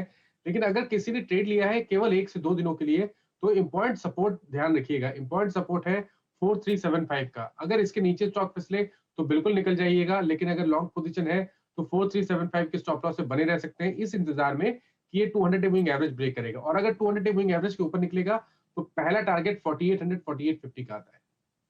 राय आपको आती हुई दिख रही है डॉक्टर रेड्डीज पर। यतिन जी, और भी कोई आपके पास स्टॉक हो मिड कैप या स्मॉल कैप स्पेस में? तो शैलेंद्र जी, एक मिड कैप स्टॉक जो आज फोकस पे है वो कोल्टे पाटिल। थोड़े मिनटों पहले ही स्टॉक एक्सचेंजेस पे कंपनी ने अपने 3 नए प्रोजेक्ट्स के बारे में बात किया है, जिसके अंदर रेवेन्यू पोटेंशियल लगभग 1500 करोड़ है और प्रॉफिट बिफोर टैक्स का 200 करोड़ का जो लाइकलीहुड है वो प्रोजेक्ट की लाइफ में, उसका अनाउंसमेंट हुआ है। खैर, उसके आने के बाद थोड़ी बहुत हमने प्रॉफिट टेकिंग जरूर देखी है, लेकिन अगर आप छोटी अवधि में रियल एस्टेट पे बेट करना चाहते हैं तो काफ़ी सारे एनालिस्ट और एचएनआईज कोल्टे पाटिल में अपने पैसे जो है लगा रहे हैं, दाव लगा रहे हैं, और डीलिंग रूम्स को लगता है कि यहाँ बहुत जल्द हमको 300 तक के लेवल्स शॉर्ट टर्म में देखने को मिल सकते हैं। चलिए, आपके सामने प्राइस एक्शन अभी है 262 का, और मेरे ख्याल से 274 तक हमने स्टॉक को थोड़ी देर पहले जाते हुए देखा। वॉल्यूम बहुत शानदार, और इसके पीछे खबर की बैकिंग भी आती हुई दिख रही है कि 3 प्रोजेक्ट्स आपके सामने बहुत ज़बरदस्त तरीके से पुणे में आते हुए दिखेंगे। वीरेंद्र जी, आपके लिए प्रस्तुत है टाटा मोटर्स, दिन का उच्चतम लेवल, और मेरे ख्याल से रचना जी से बेहतर कोई इंसान नहीं होगा जो टाटा मोटर्स पर कमेंट करे। रचना जी, आपके लिए प्रस्तुत है 320 पर टाटा मोटर्स, राय आपकी? जी, टाटा मोटर्स में हालांकि बहुत बड़ी मूव आई है, आज भी और कल भी आई थी, लेकिन अगर हायर टाइम फ्रेम चार्ट्स पे देखें, डेली से भी हायर, वीकली वगैरह की बात कर रहे हैं, तो ये अभी भी बहुत फ्रेश बिगिनिंग जैसा लगता है आफ्टर लास्ट वीक का जो थोड़ा बहुत कंसोलिडेशन हुआ था उसके बाद। अगर पोजिशनली बात करें तो इसमें अभी भी और फर्दर मोमेंटम आने की उम्मीद कर सकते हैं, और रास्ता काफी साफ है ऊपर की साइड में। 340-50 तक भी हम आने वाले हफ्तों में देख लें इसमें, तो बड़ी बात नहीं होगी। उससे भी ऊपर भी जाने के चांसेस है वीकली चार्ट्स के हिसाब से अगर देखा जाए तो। So what you have to do is कि अगर एक्सट्रीम शॉर्ट टर्म के लिए प्ले करते हैं तो नाउ बिकॉज इट्स लेट तो थोड़ा वेट करना पड़ सकता है। 300-306 के आसपास का अगर आप डिप कभी मिल जाए किसी on any given bad day तो अच्छी बात है, अदरवाइज आपको पोजिशनली प्ले करना हो तो इसमें और भी अभी स्पेस है, एंड इन दैट केस आपको 300 के नीचे 295 के आसपास एसएल बनाना पड़ेगा, एंड ऊपर की साइड पे आप 340, 350 एंड इवन अबव दैट उसके लिए मल्टीपल वीक्स के हिसाब से प्ले कर सकते हैं। शैल जी, इस टाटा मोटर्स की स्ट्रेंथ को सलाम है, और इसे क्यों ना निफ्टी का नवाब बनाया जाए? बिल्कुल, आपकी हाँ मैं मिलाता हूँ। मेरे हिसाब से कई दिनों से ये टॉप ट्रेडेड काउंटर रहा है नेशनल स्टॉक एक्सचेंज पर, और बहुत ही जबरदस्त डिमांड आपने लॉन्ग साइड पर आती हुई देखी है।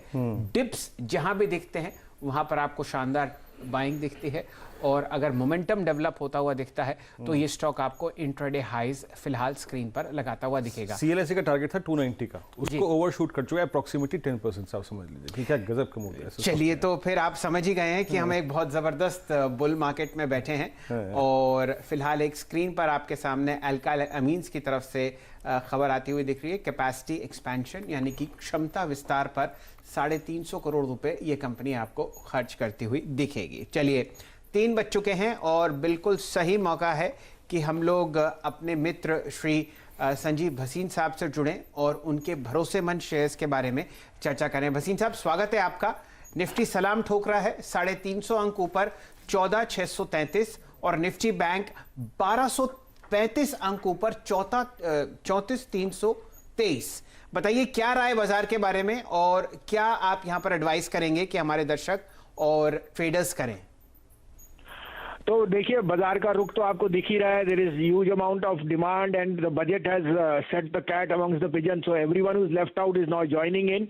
But after such a big move, Shailendra ji, you have to be cautious and keep your trading positions hedged.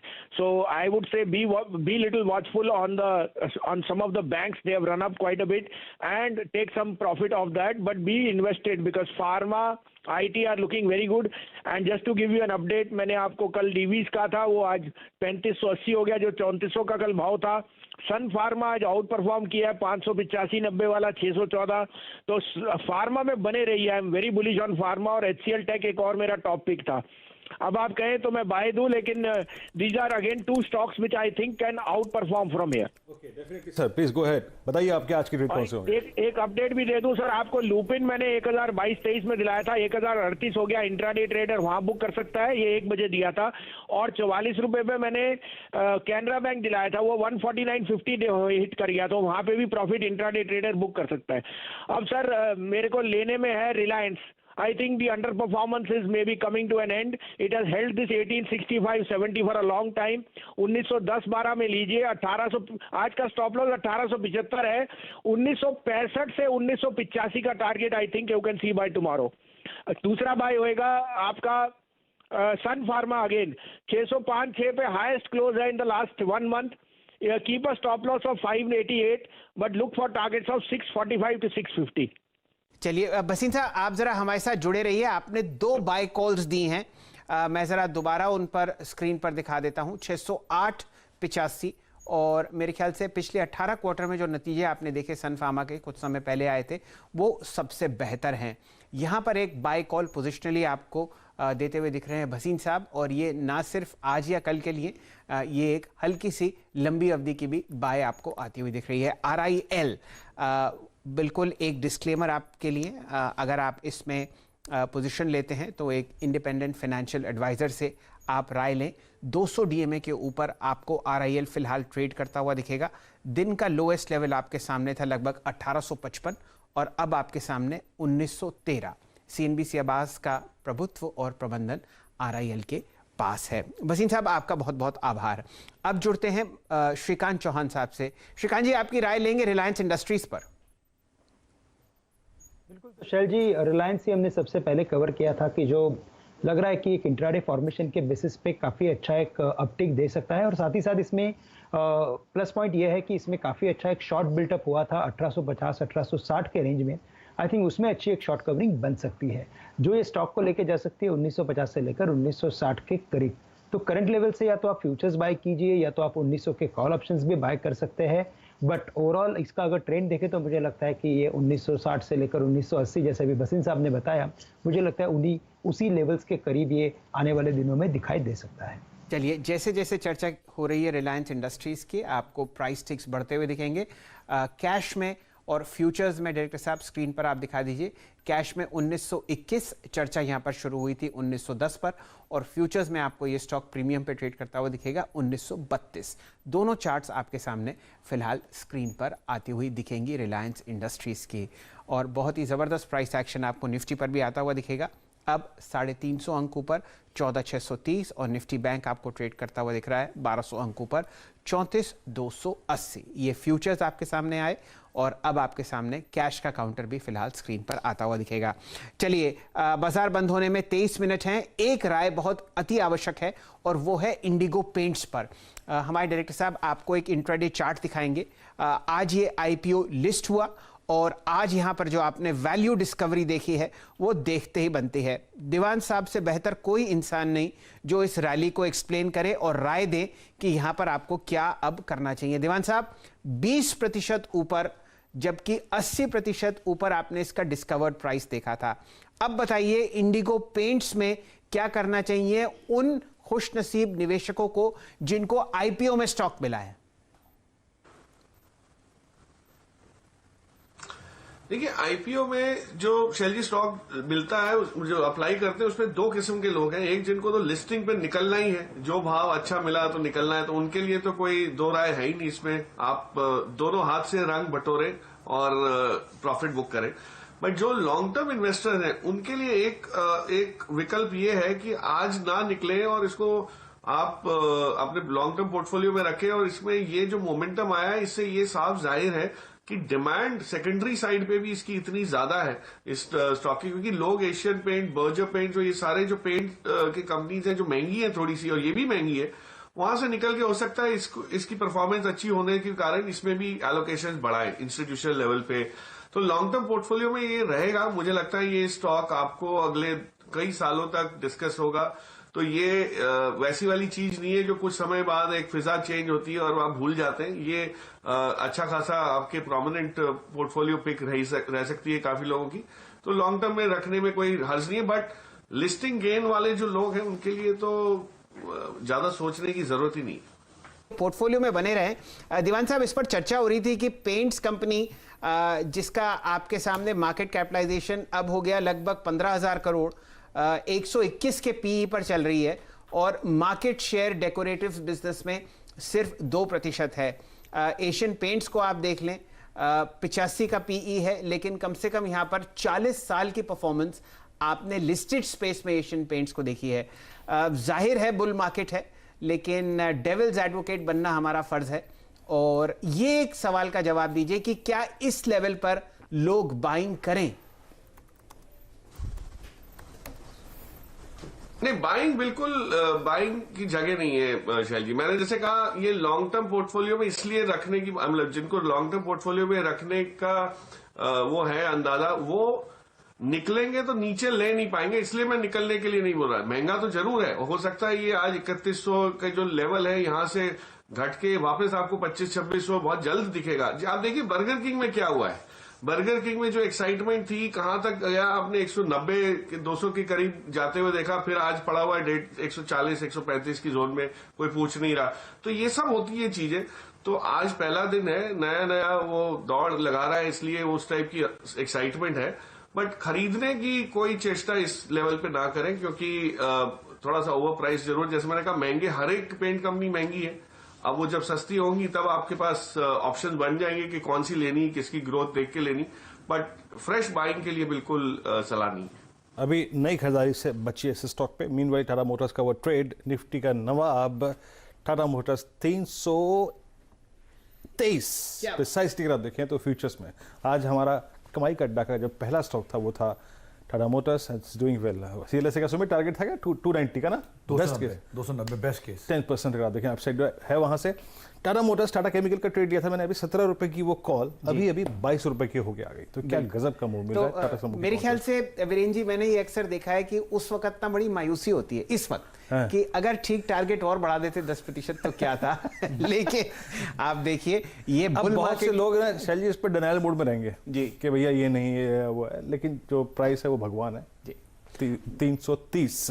मैं बहुत सारे स्क्रीन्स देख रहा हूं, हर जगह आपको टाटा मोटर्स ही डिस्कस होता हुआ दिखेगा, तो आप ये समझिए कि बहुत शानदार तेजी आज आपने आवाज में पकड़ती हुई देखी है। ये पहला ट्रेड था और साथ ही साथ जो लोग समझते हैं कि टाटा मोटर्स महंगा है तो वो डीवीआर पर नजर डाल लें, वो भी आपको 129 रुपए के आसपास। अब वो डिफरेंशियल भी काफी कम हो रहा है, एक जमाने में डिफरेंशियल बहुत वाइल्ड था। खैर ये बात हो रही है अब की, लेकिन कल जिन स्टॉक्स पे बात होगी उसमें से 2 वो स्टॉक्स भी होंगे जिनके नतीजे आने हैं, और वो है भारतीय एयरटेल और जुबिलेंट फूड्स। बिरयानी का दम कितना दिखा, आइए देखते हैं सुमित के जुबान से। सुमित बताइए पहले जुबिलेंट फूड्स में। देखिए जुबिलेंट फूड एक इसमें तो बहुत इवेंटफुल ये क्वार्टर रहा है। इसमें बिरयानी भी आ गई, इसमें इनके रेडी वाले कुछ फूड भी इन्होंने लॉन्च कर दिए, उसका भी एक इम्पैक्ट आता दिखाई पड़ेगा। वो वेज पिज्ज़ा जो है, जो नॉन वेज को इन्होंने वेज बना के पिज्ज़ा लॉन्च किया, उसका भी एक इम्पैक्ट आता दिखाई पड़ेगा। इसीलिए भी पाबंदी में रही कुछ दिन, उसका भी इम्पैक्ट पड़ेगा। हाँ, और साथ साथ एक बड़ी चीज़ की ईयर एंड था, आईपीएल रहा, 25 दिसंबर रहे, तो बहुत अच्छी डिमांड थी। खैर इसलिए नंबर्स पे अच्छे आने का अनुमान है। 27% के आसपास मार्जिन रहेंगे, बीटा 290 करोड़ रह सकता है, आय मुनाफे दोनों बढ़त रहेगी। लेकिन सबसे क्रूशियल पार्ट जो इनका होता है वो होता है SSSG ग्रोथ, यानी कि सेम सेल्स स्टोर ग्रोथ जो है वो कैसी रहेगी। पिछले 3 क्वार्टर से वो नेगेटिव थी, -6, -60, -32, और इस बार ये अनुमान है कि शायद +2% के आसपास ये आंकड़ा आता हुआ दिखाई पड़े, -1 से +2। अगर बाजार ने इससे ऊपर का आंकड़ा दे दिया तो एक बड़ी बात आप मान के चल सकते हैं, क्योंकि बहुत हद तक इन्होंने कुछ प्राइस हाइक या कुछ अपनी कॉस्ट को कंट्रोल किया है, नई चीज़ों को लॉन्च किया है, तो बहुत सारी चीज़ों का एक इम्पैक्ट इन नंबर्स पे आएगा। लेकिन ऑब्वियस ही बात है, शेयर लगातार तेजी में है, नए हाइस के आसपास ही है, और SSSG ग्रोथ का आंकड़ा अगर अनुमान से बेहतर आ गया तो बाजार एक थम्स अप भी देता हुआ दिखाई पड़ेगा। संक्षेप में ला लेता हूँ प्रकाश दीवान सर की। प्रकाश सर संक्षेप में रखिएगा, प्रीएम्प्ट करते हुए अगर इसको कोई एक्शन करना हो, Jubilant Foods it's a buy और नॉट, इस जरा प्लीज चार्ट लेके आइएगा पिछले 4 महीने का, या फिर अगर 6 महीने का चार्ट हो सके। ये आपको एक बेस्ट एंट्री पॉइंट भी दे रहा है। क्या ट्रेड है? लेवल 2700 रुपए का। क्या रहेगी आपकी अप्रोच इस स्टॉक पे नंबर से पहले? प्रकाश सर, प्रकाश दीवान जी। वीरू, नंबर से पहले इसमें कोई ट्रेड बनना मुश्किल है। उसका कारण है कि ये कई बार बहुत सरप्राइज करता है और सारे ही जो पॉजिटिव ट्रिगर्स जो सुमित ने भी बताया वो सारे अब हमने देख लिए, प्राइस इन है। तो कुछ नया नहीं आया तो डिसअपॉइंटमेंट होगी और कुछ नया आया तो बहुत एक्साइटमेंट होगी। तो ये थोड़ा बाइनरी ट्रेड है, इसलिए मैं इससे थोड़ा परहेज करूंगा। चलिए, ये राय आपको आती हुई दिख रही है जुबिलेंट फूड्स पर। आपके पास एक और कंपनी के आंकड़े हैं, सुमित जी बताइए। भारतीय एयरटेल निफ्टी की कल एक ही बड़ी कंपनी है, इसके कल नंबर आने वाले हैं और एक क्रूशियल जंक्शन पे भारतीय एयरटेल खड़ा हुआ है, क्योंकि अब टेलीकॉम स्पेस में जो अब तक नंबर आए हैं रिलायंस की तरफ से वो बहुत स्ट्रांग थे। तो अब भारतीय एयरटेल नंबर कैसे पोस्ट करता है इसको मार्केट जरूर कीनली वॉच करेगा। दो तीन चीजें हैं। पहला तो इंफ्राटेल इंडस के मर्जर की वजह से इनके नंबर्स को बहुत ज्यादा कंपेयर आप कर नहीं सकते हैं, लेकिन फिर भी यह अनुमान लगाया जा रहा है करीब 762 करोड़ के घाटे से 168 करोड़ का मुनाफा इस तिमाही में भारतीय पोस्ट कर सकता है। इबिटा फ्लैट रहेंगे, 45% के आसपास की इबिटा रहेंगे और रेवेन्यू फ्रंट पर भी एक फ्लैट आंकड़ा रहेगा। लेकिन सबकी नजर रहती है इनके आरपूस के आंकड़ों के ऊपर, और आरपू का जो एक आंकड़ा है वो अनुमान है कि करीब करीब 166 167 ये आ सकता है। 162 का पिछले तिमाही में आंकड़ा था, इस बार 166 167 आने का अनुमान है। और अगर क्योंकि जो रीसेंट नंबर्स आए थे टेलीकॉम के जिसमें सब्सक्राइबर लॉस हो रहा है लगातार जियो वोडाफोन को, उसका एक इम्पैक्ट भारतीय के ऊपर आता हुआ दिखाई पड़ा था। तो वो अगर इनके आरपूस को फर्दर ड्राइव करता है तो शायद और अच्छे नंबर देखने को मिल सकते हैं। मार्केट कीनली वॉच करेगा किस तरह के नंबर देता है भारतीय एयरटेल, और एक बड़ा इवेंट के लिए MSCI भी अवेटेड है, उसको ही बाजार देख रहा है। चलिए, ये राय फिलहाल आपको आती हुई दिख रही है भारतीय एयरटेल पर। चार्ट्स बहुत ही अच्छे हैं इसके, बहुत अच्छा मोमेंटम आपको ऊपरी सतह की तरफ होता हुआ दिख रहा है। आज यहाँ पर आपने हाईएस्ट लेवल 605 का देखा। श्रीकांत चौहान साहब से जुड़ते हैं। श्रीकांत जी, कोई राय भारतीय एयरटेल पर पोजिशनली? इसके जो चार्ट पैटर्न है तो काफी स्ट्रांग है, काफी कंस्ट्रक्टिव है, और अगर आप इसके मंथली पैटर्न को देखते हो तो ये क्लियरली इंडिकेट करता है कि ये स्टॉक अभी भी कंसोलिडेशन नहीं है। तो अगर इसमें से अगर ये बाहर निकलता है और 600 के अपने ऑल टाइम हाई को क्रॉस करता है, 620 के लेवल को, तो शैल जी आप देखिए कि ये 700 के लेवल्स को भी छू सकता है, इतना उसमें अच्छा कंसोलिडेशन हुआ है। तो करंट लेवल से तो बिल्कुल यहाँ पे बाय करने की राय रहेगी। इमीडिएट बेसिस पे अगर टारगेट्स रखने हैं तो हम 630 के रखेंगे, और अभी 595 के करीब ट्रेड कर रहा है या 600 के करीब ट्रेड कर रहा है, तो यहाँ पे हमें स्टॉप लॉस रखना पड़ेगा 585 के करीब का, लेकिन टारगेट्स रहेंगे 630 के और इवेंचुअली 700 रुपए के। एक और ट्रेड जो हमने पकड़ा था वो डे हाई पे है, तो इस पर कुछ देर में मैं राय लूंगा कैरी करना चाहिए नहीं करना चाहिए, लेकिन याद रखिएगा इस दौर की हाईएस्ट ट्रैजेक्टरी पे है। माना ये अपोलो टायर्स को देखिएगा, prior two numbers strong strength दिखाता हुआ, वॉल्यूम्स अच्छे, पिछले 4 दिन के वॉल्यूम्स काफी अच्छे खासे हैं। फ्यूचर्स पर आपकी राय, अगर ट्रेड कैरी करना हो तो आपकी राय, और अगर कोई कॉल पकड़नी हो प्रीएम्प्ट करते हुए स्ट्रॉन्ग नंबर्स को, तो आप कौन सी स्ट्राइक पकड़ेंगे? देखिए, मैं तो अपोलो टायर्स पे अगर कॉल लेना होगा तो 230 का ही एट द मनी का ही लूंगा, क्योंकि मेरा समझना है कि यहाँ से करीब 12 से 15 रुपए का मूव इमीडिएटली देखने को मिलेगा, शायद वो कल ही मूव देखने को मिल जाए। तो एट द मनी में सबसे बेहतरीन प्रदर्शन देखने को मिल सकता है। स्टॉप लॉस की जहां तक बात है, 221 रुपए का स्टॉप लॉस रखे और 245 रुपए की टारगेट अपोलो टायर्स में सेट करके चले। चलिए, अब शुरुआत करते हैं यहाँ से BTST ट्रेड की। प्रकाश सर, आपसे शुरुआत करता हूँ। प्रकाश गाबा सर, आपका पहला ट्रेड क्या होगा बताइए, जो कल के लिए कैरी करेंगे आप? मेरा पहला ट्रेड जो कल के लिए कैरी करूंगा वो है हिंडाल्को। बढ़िया चार्ट है, जगह अच्छी है, बहुत अच्छा बेस बना हुआ है, अपमूव शुरू हुआ है, ये मोमेंटम है और मोमेंटम कंटिन्यू रहेगा। Target 265, stop below 253। Hindalco buy BTST। चलिए, ये राय आपको आती हुई दिख रही है प्रकाश गाबा साहब से। मेटल स्पेस की तेजी खेलने की चेष्टा कर रहे हैं, और हमारे साथ सुबह नीलकंठ मिश्रा साहब जुड़े हुए थे क्रेडिट स्विस के। उन्होंने कहा था कि मेटल स्पेस उनको लगभग 2 से 3 महीने तक बिल्कुल गर्म होती हुई दिख रही है। चलिए, दोबारा जुड़ते हैं मानस जायसवाल साहब से। मानस जी, कोई BTST ट्रेड आपके जहन में कल के लिए? शैल जी, मैं तो अशोक लेलैंड की तरफ जाऊंगा, और देखिए ऑटो स्टॉक्स फ्लेवर में है। अशोक लेलैंड ने एक फ्रेश ब्रेकआउट 130 रुपए के ऊपर दिया है, बेहतर वॉल्यूम देखने को मिले हैं, तो उम्मीद करिए कि यहाँ से 10 रुपए का मूव देखने को मिलेगा। मेरे लिए जो टारगेट रहेंगे कल के वो 140 रुपए के रहेंगे, स्टॉप लॉसेस 127 रुपए 60 पैसे के रहेंगे। ओके, अशोक लेलैंड यहाँ पे करीब 127.60 का SL रहेगा, 140 का टारगेट। श्रीकांत जी, आप कौन सा ट्रेड कैरी करेंगे? ऑटो स्टॉक्स में बिल्कुल अच्छी तेजी बननी है, और अगर मुझे यहाँ पे अगर कोई पिक करना है तो एस्कॉर्ट्स अच्छा लग रहा है।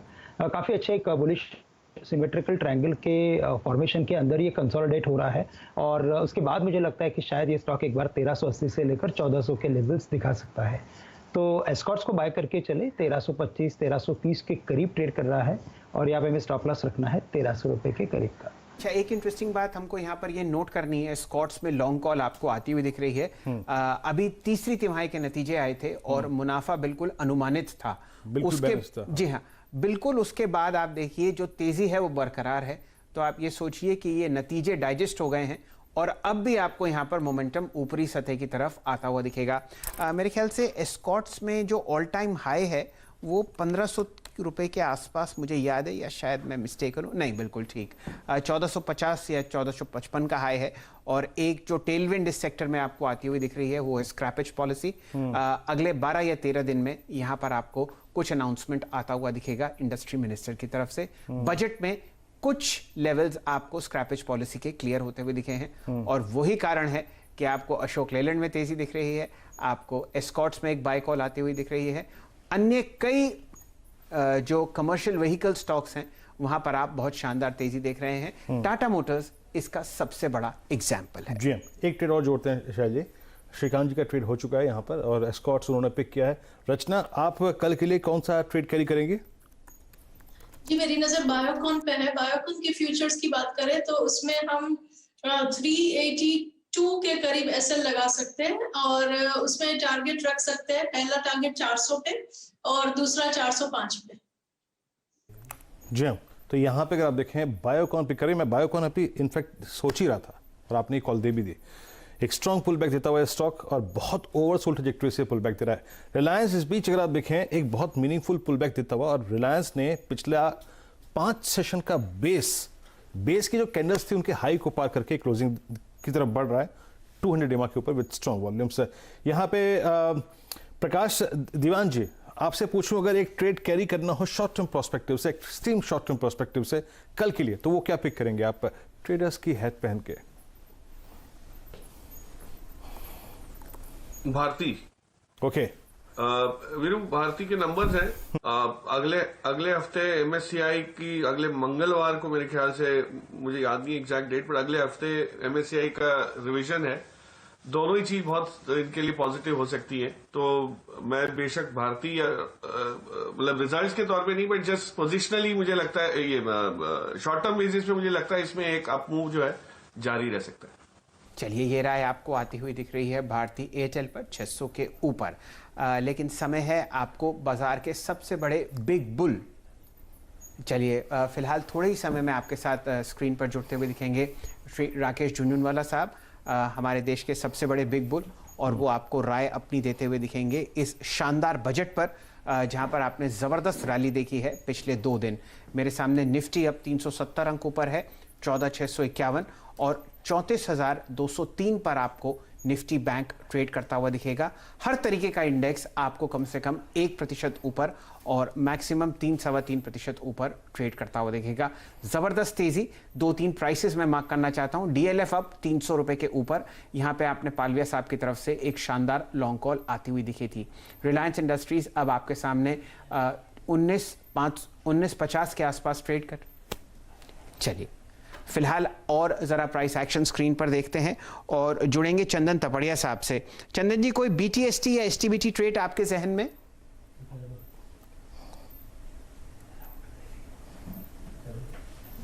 चंदन तपड़िया साहब की शायद आवाज फिलहाल स्क्रीन पर नहीं जुड़ती हुई दिख रही है। चलिए, फिलहाल आपके सामने राकेश झुनझुनवाला साहब अपनी राय देते हुए दिखेंगे इस शानदार बजट पर। What the government has promised by way of this budget, and I want to link that to what you believe could be the trend going forward.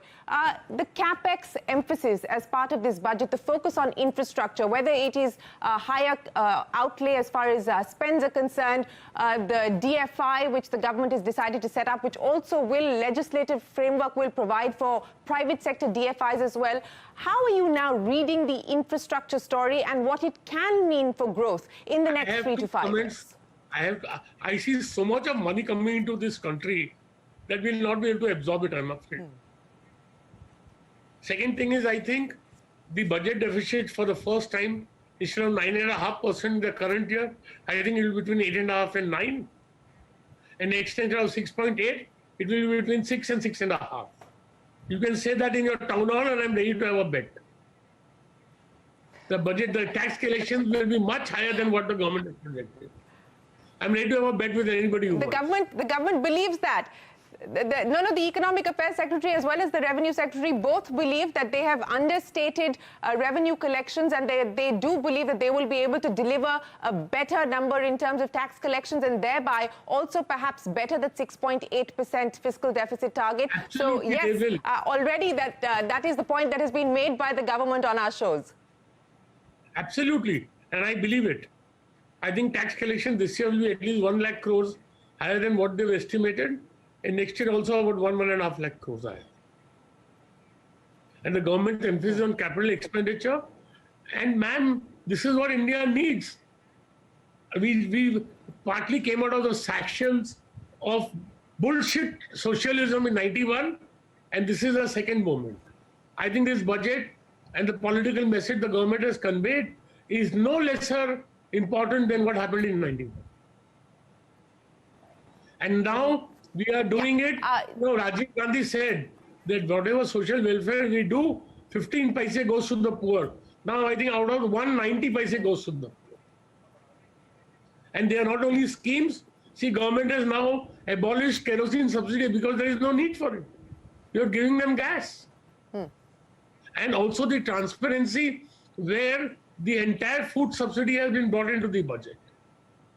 So we have a realistic budget. We have a practical budget. We have a budget for a resurgent and rejuvenated India. Right? And I don't know, how can you support these farmers in what they are trying to do? We are making wheat worth 1 lakh crores which nobody wants to eat, which is rotting in the godowns. Right. About 5% of India's farmers are against this law. I'll come to the farm laws in a second. I just wanted to continue the conversation on infrastructure, Rakesh, because what we have seen this budget announce is also a significant capex outlay, an increase in the capex outlay for roads, transport, and the highways ministry. And while that is the sort of obvious infrastructure push, there are also other interesting elements that have developed over the last 3-4 years and have gotten an additional push this time around. For instance, the water mission, sanitation, Swachh Bharat. How do you see that side of the infrastructure, healthcare, a new healthcare scheme being announced? How do you see the opportunities opening up on this side of the infrastructure story? And 30 to 40% of the diseases which children get and deaths are caused by waterborne diseases. Once we have clean water in every household, you know what it means for India? What it means for the poor? I think the emphasis on sanitation, clean water, I mean the importance, I cannot imagine how important it is. As an Indian, suppose the budget increases my wealth, what difference is it going to make to me? But if clean water can be given to every Indian, right, that is the time when I will feel happy. It's not only talk now, it's reality. And I spoke to some NRIs. What did I tell them? What did America give them? People are not understanding the change. What America gave the NRIs is a platform.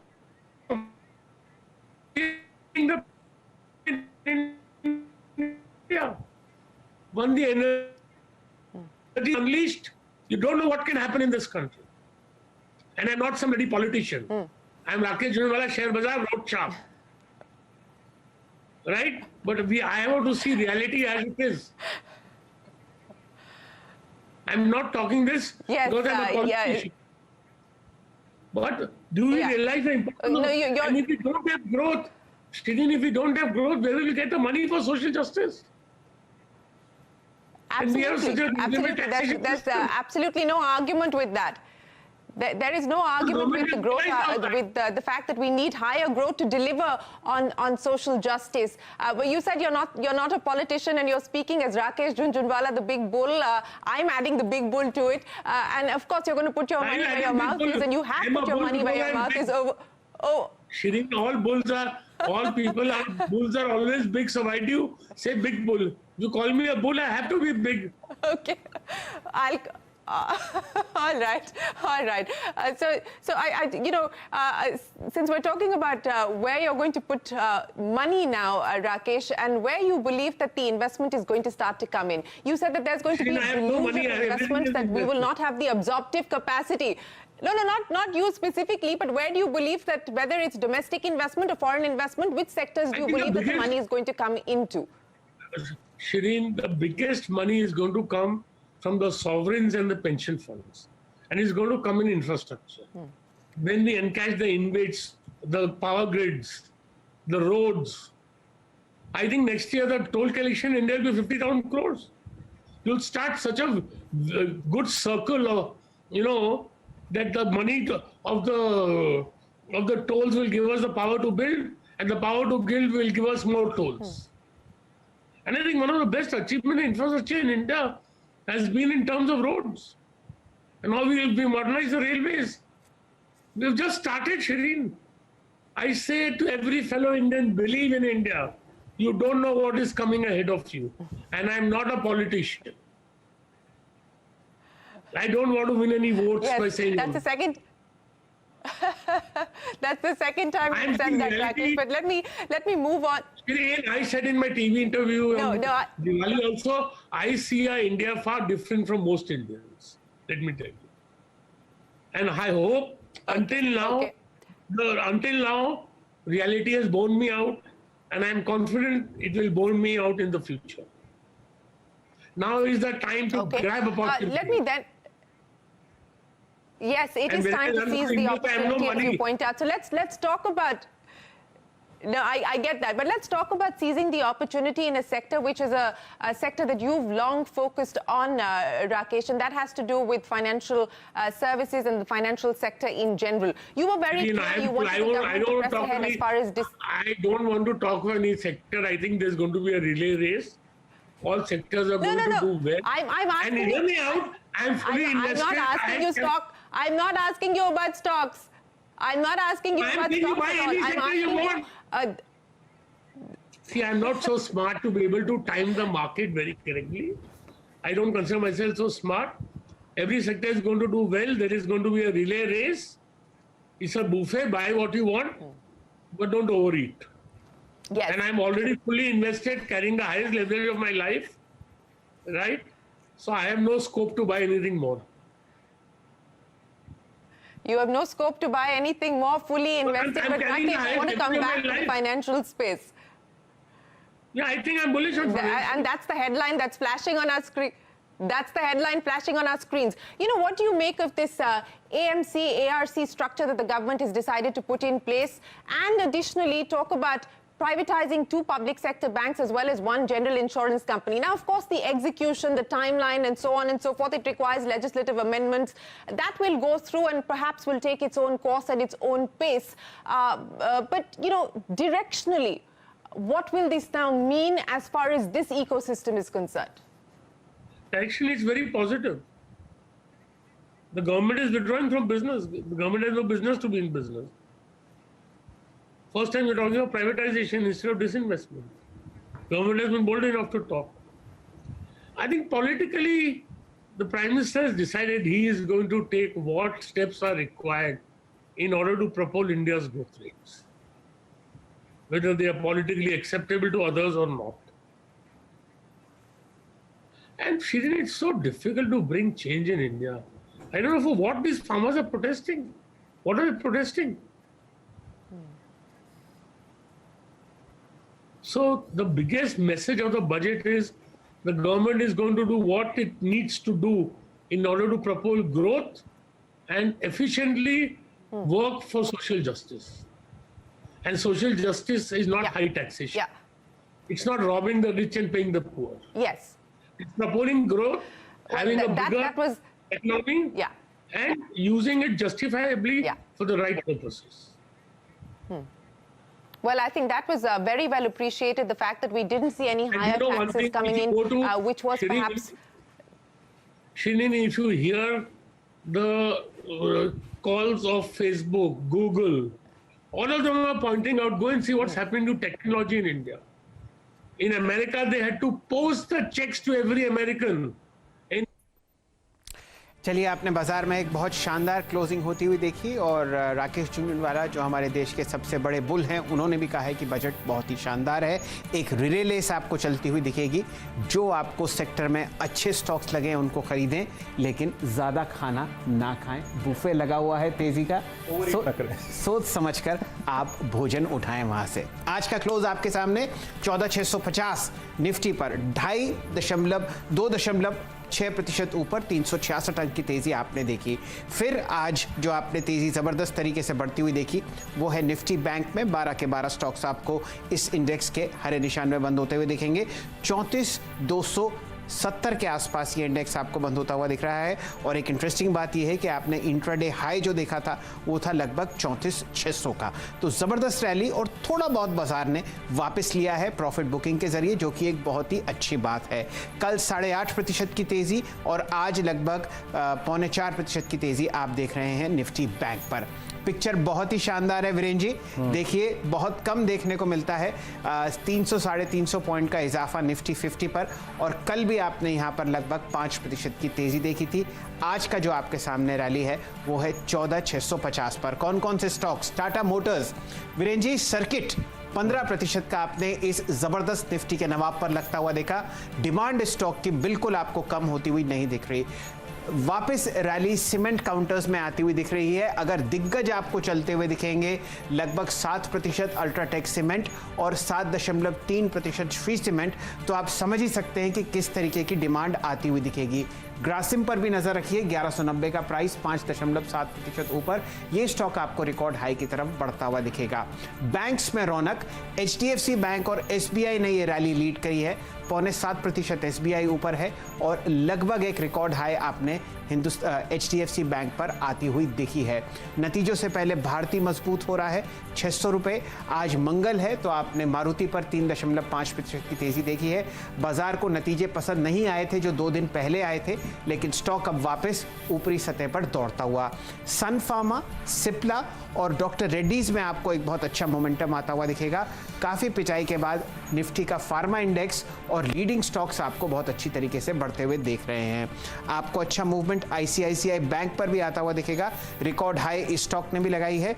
और auto space में आपने Bajaj auto का एक बहुत ज़बरदस्त out performance देखा। Tech space में TCS पर खास नजर रखिए, यहाँ पर आपको एक बाय कॉल आती हुई दिख रही है प्रकाश दीवान साहब से। इन्फोसिस भी आपको एक अच्छी तरीके से हरे निशान में ट्रेड पड़ता दिखेगा, 1% ऊपर। कहाँ पर बिक वाली है और वो भी बहुत कम। थोड़ा बहुत FMCG काउंटर्स में आपको हल्की सी मायूसी दिखेगी, लेकिन 1% से कम की गिरावट है। बजाज फिनसर्व पर कल आपने 10% की रैली देखी थी, 2% बाजार को वापस दिया, ये एक बहुत ही अच्छा डेवलपमेंट है। HDFC लाइफ में आपको 2.5% का कट आता हुआ दिखेगा। और हीरो मोटर्स जो सुबह हरे निशान में था, अब आपको लगभग 1.5% नीचे बंद होता हुआ दिखेगा। ये ओवरऑल पिक्चर आपको निफ्टी की दिखी है। सुबह 50:0 का एडवांस डिक्लाइन रेशियो था वीरेंद्र जी, आपने वो फोटो खींची थी, वो प्लीज जरा ट्विटर पे डालिएगा। चलिए, कौन से स्टॉक्स हैं जहां पर आपको 52 हफ्तों के हाई या 2 या 3 साल के हाईज लगते हुए देख रहे हैं? टाटा मोटर्स अक्टूबर 2018 का highest level. State Bank of India में आपने 7% का इजाफा देखा। श्री सीमेंट और अल्ट्राटेक सीमेंट आपको रिकॉर्ड हाईज की तरफ दौड़ते हुए दिखेंगे। अल्ट्राटेक सीमेंट पर तो वहां पर आपने लगता हुआ देखा ही है। ग्रासिम आपको लगभग 2.5 साल के हाईएस्ट लेवल पर। L&T पूरी कोशिश कर रहा है कि अपने ऑल टाइम हाईज को भेद दे। HDFC बैंक पर रिकॉर्ड हाई और बजाज ऑटो भी आपको रिकॉर्ड हाई पर ट्रेड करता हुआ दिखेगा। बहुत ही शानदार रैली जहां पर आपने बहुत जबरदस्त मूवमेंट देखा है। ICICI बैंक और बजाज फिनसर्व भी आपको बहुत अच्छी तरीके से फिलहाल बुल ग्रिप में आते हुए दिखेंगे। वॉल्यूम बहुत शानदार और बहुत बढ़िया प्राइस डिस्कवरी। आज रियल एस्टेट सेक्टर का दिन था। DLF पर आपने फ्यूचर्स में 300 का प्राइस देखा। Mumbai based company Oberoi realty में शानदार तेजी। कोल्टे पाटिल ने 3 प्रोजेक्ट्स लॉन्च किए हैं पुणे में, वहां पर आपको 3% की तेजी दिख रही है। और ऑटो स्टॉक्स आपको शानदार रफ्तार में दिखेंगे। स्क्रैपेज पॉलिसी से बहुत एंथुजियाज्म है इस सेक्टर में। ब्रेकआउट अशोक लेलैंड में, बजाज ऑटो में रिकॉर्ड हाई और टाटा मोटर्स के जलवे हैं वो तो देखते ही बनते हैं। बैंक्स की तूफानी तेजी, रिकॉर्ड हाई एचडीएफसी बैंक पर, कोटक बैंक में शानदार रिवर्सल और एचडीएफसी बैंक आपको वही बहुत शानदार तरीके से एक रिकॉर्ड हाई लगाता हुआ दिखेगा, बहुत ही हैवी वॉल्यूम। एनबीएफसीज में आपने लॉन्ग ट्रेड्स लिए गाबा साहब से और पालविया साहब से पिरामल एंटरप्राइजेस पर। Mahindra and Mahindra financial services आज सुबह के सत्र में डिस्कस हुआ था। श्रीराम सिटी यूनियन फाइनेंस और एल&टी फाइनेंशियल होल्डिंग्स पर अच्छी तेजी। बीएफएसआई स्पेस में आप जेएम फाइनेंशियल पर अच्छा मूवमेंट देख रहे हैं। एडलवाइस और एमएनएम और श्रीराम सिटी यूनियन फाइनेंस में आप 5 से 7% की तेजी फिलहाल स्क्रीन पर आते हुए देख रहे हैं। वीरेंद्र जी, आज मुश्किल है ये देखना कि कौन सा स्टॉक आपको लाल निशान में बंद होता हुआ दिखा और उसके पीछे क्या कारण था। इतनी जबरदस्त रैली और इतना मोमेंटम, और ये दूसरे दिन है। कमाल की बात ये है। जी कमाल की बात है। और आप ट्विटर चेक कर लीजिएगा, वो आपकी जो तस्वीर थी ना, क्या बात, with all greens, it's now on Twitter. खैर, वो स्टॉक्स जो कि कल के लिए बहुत स्ट्रॉन्ग लॉन्ग कैरी करके जा रहे। देखिए आज एचयूएल में प्रॉफिट बुकिंग हुई। आज ये पहला वो स्टॉक है जो कि अपने साथ शॉर्ट्स कैरी करके ले गया है। उसके बाद डॉक्टर रेड्डीज 200 डिमा से नहीं, डॉक्टर रेड्डीज ने माफ कीजिएगा, इसमें एक स्ट्रॉन्ग पुल बैक था, 22% का ओआई गेन। उसके बाद कमिंस इंडिया, इसमें काफ़ी स्ट्रॉन्ग एडिशन, लगभग 19% का। एल&टी फाइनेंस आज सुबह ये कॉल भी थी बाय साइड पे, रिस्क रिवॉर्ड रेशो अच्छा था, यहाँ पे अच्छा मूव आया। उसके बाद कुछ और स्टॉक्स जहाँ पे काफ़ी स्ट्रॉन्ग वेरिएशन था, इसमें आप देखिए तो एक अशोक लेलैंड ऑटो स्पेस से, इसमें अगर आप देखें करीब करीब आज वेरिएशन हुआ है 18% का। देन बालकृष्ण इंडस्ट्रीज, ये एक और स्टॉक जिसमें काफ़ी स्ट्रॉन्ग मूव रहा। हिंडाल्को मेटल स्पेस से, और साथ ही साथ DLF from real estate space, strong move और बहुत स्ट्रॉन्ग ओआई लेके अपने साथ कल के लिए ये जा रहे हैं। चलिए चलिए, फिलहाल समय है कमाई के अड्डे को समाप्त करने का। हमारे साथ एक बहुत ज़बरदस्त टेक्निकल पैनल जुड़ा हुआ था, उनका धन्यवाद व्यक्त करते हैं। लखनऊ से मानस जायसवाल साहब इस कड़कती ठंड में हमारे साथ जुड़ते हैं सुबह शाम, आपका आभार। प्रकाश गाबा साहब और श्रीकांत चौहान साहब और पालविया साहब मुंबई से हमारे साथ हैं, आपका बहुत बहुत धन्यवाद। हमारे साथ अभिषेक अग्रवाल साहब भी जुड़े थे, उनका भी बहुत बहुत आभार। प्रकाश दीवान साहब, दोबारा आपके दर्शन हुए और आपने बहुत अच्छी राय दी इंडिगो पेंट्स पर, उसके लिए आपका शुक्रिया। और फिलहाल चंदन तपड़िया साहब और फिलहाल रचना वैद्य जी को भी बहुत बहुत आभार। बहुत ही शानदार आपने आज ट्रेड देखा और फिलहाल आपके सामने निफ्टी आज बंद होता हुआ दिख रहा है 370 अंक ऊपर, 14,650। बैंक निफ्टी में आप लगभग 1180 अंक का इजाफा देख रहे हैं, 3.5% ऊपर, 34,270। चलिए लेंगे एक छोटा सा ब्रेक और ब्रेक के बाद आपको दिखाएंगे अपने 2020 टीम्स के परफॉर्मेंस। देख लेते हैं, काम करते हैं, ये बात सही देख लेते हैं। और आगे देखते हैं आशीष और नीरज जी की टीम में क्या था एग्जैक्टली, आज कॉम्बिनेशंस क्या थे और रिटर्न्स कैसे रहे। दोनों खिलाड़ियों की रिटर्न्स देखिए। जिस दिन बाजार में शानदार मूव था, नीरज जी लगभग 6%, अरे गजब, और आशीष लगभग 4.5%। आइए देखते हैं नीरज जी के टीम के वो बल्लेबाज जिन्होंने आज काफ़ी शानदार बल्लेबाजी करी। इस क्रम में सबसे ऊपर था टाटा मोटर्स डीवीआर। देखिए अब आप जब नगीने लेके बैठे हो अपने पोर्टफोलियो में तो रिटर्न्स कैसे अच्छी नहीं रहेंगी। Tata Motors DVR, Tata Motors double छक्का, डबल छक्का, टाटा मोटर्स भी ले लिया और टाटा मोटर्स डीवीआर भी ले लिया। 6 छक्के से बोलते हैं ना। आई मीन उसके बाद एमएसटीसी लगभग 10% का और State Bank of India, I think best combination Neeraj ji ने आज पिक किया था और एक बेहद शानदार सेशन उनके लिए रहा, 6% का स्विंग। आशीष की टीम को देखते हैं, वहाँ पर कॉम्बिनेशन क्या रहे। फिनोलेक्स इंडस्ट्रीज नतीजों के बाद अगर आप देखिए अच्छा यहाँ पर इम्पैक्ट था, लगभग 8%। जे कुमार इंफ्रा, पूरा इंफ्रास्ट्रक्चर स्पेस अगर आप देखिए कैपिटलाइज कर रहा था आज।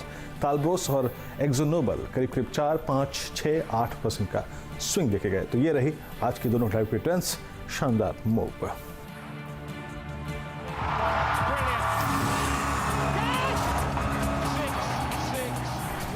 ब्रेक पे चलेंगे लेकिन मुलाकात करेंगे दीपाली से, और क्योंकि इक्विटी मार्केट में तो अच्छा था जो रुझान। आइए देखते हैं कमोडिटीज में शैल जी क्या हुआ, सिल्वर में आज क्या हुआ दीपाली से पूछेंगे जरा।